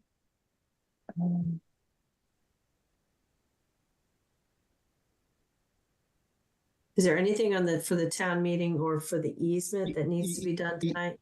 Yes, the 77 South Street easement. We are asking the board to consider accepting and signing the easement documents for the drainage easement at 77 South Street. This is an easement that was authorized at the 2023 annual town meeting, and I believe the Department of Public Works is ready to move forward in implementing the town meeting directive. So, yeah. Yeah. I don't particularly have any questions about it since it's already been voted to town meeting. Does anybody have questions or somebody willing to make the motion? I agree. It's already been voted and we discussed it quite a bit that time. If no other, I'll wait. I think we're good. I think people are losing steam. Okay, so I would. Oh, go ahead. Oh, sorry. I moved to accept and sorry, you have a question? Go ahead. No, I keep starting to do the motion, but then you started it too. So we're just, you go ahead. Yeah, it's been long night. I move to accept and sign the easement documents for the drainage easement at 77 South Street. Second. Okay, by roll call vote, Amy? Amy Roderbush, yes. Irfan? Irfan Nasrullah, yes. Shadul? Shadul Manan, yes. Mary Jo? Mary Jo Lafreniere, yes. And Muriel Kramer is a yes. Okay, so so then are we agreed to put everything else forward to next time? Oh, wait a minute. We all have to sign this, right? We'd have to go into town hall to We have sign to go it, into right? the town hall. Yeah, that's all I'm saying. Yeah. Fine. Yes, I'm in agreement. Yeah. Yeah, me too. I don't mind that Amy brought it up. Okay, so we will carry forward any unfinished business to next week's meeting. And I'll entertain a motion to adjourn. Amy, you want to do that? I do. I just want to say I really do appreciate all the budget presentations and all the slides, because when residents ask me questions later, I have pointed those slides and it's really helpful.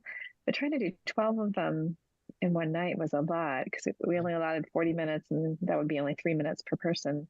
There's not any time for questions. So I don't know what the solution is. I'm just stating the problem, I guess. But anyway, I do really appreciate the budget presentations. So with that, I will make a motion to adjourn. Second. Yeah. Okay, by roll call vote, Amy? Amy Roderbush, yes. Shadul? Shadul Manan, yes. Mary Jo? Mary Jo Lafreniere, yes. Irfan? Irfan Nasrullah, no. You can stay on the Zoom. Kramer is a yes. All right, Good night, thank you everyone. all very much. Good Thank night. you. Good night. Thank you. Good night. Good night, everybody. Yeah.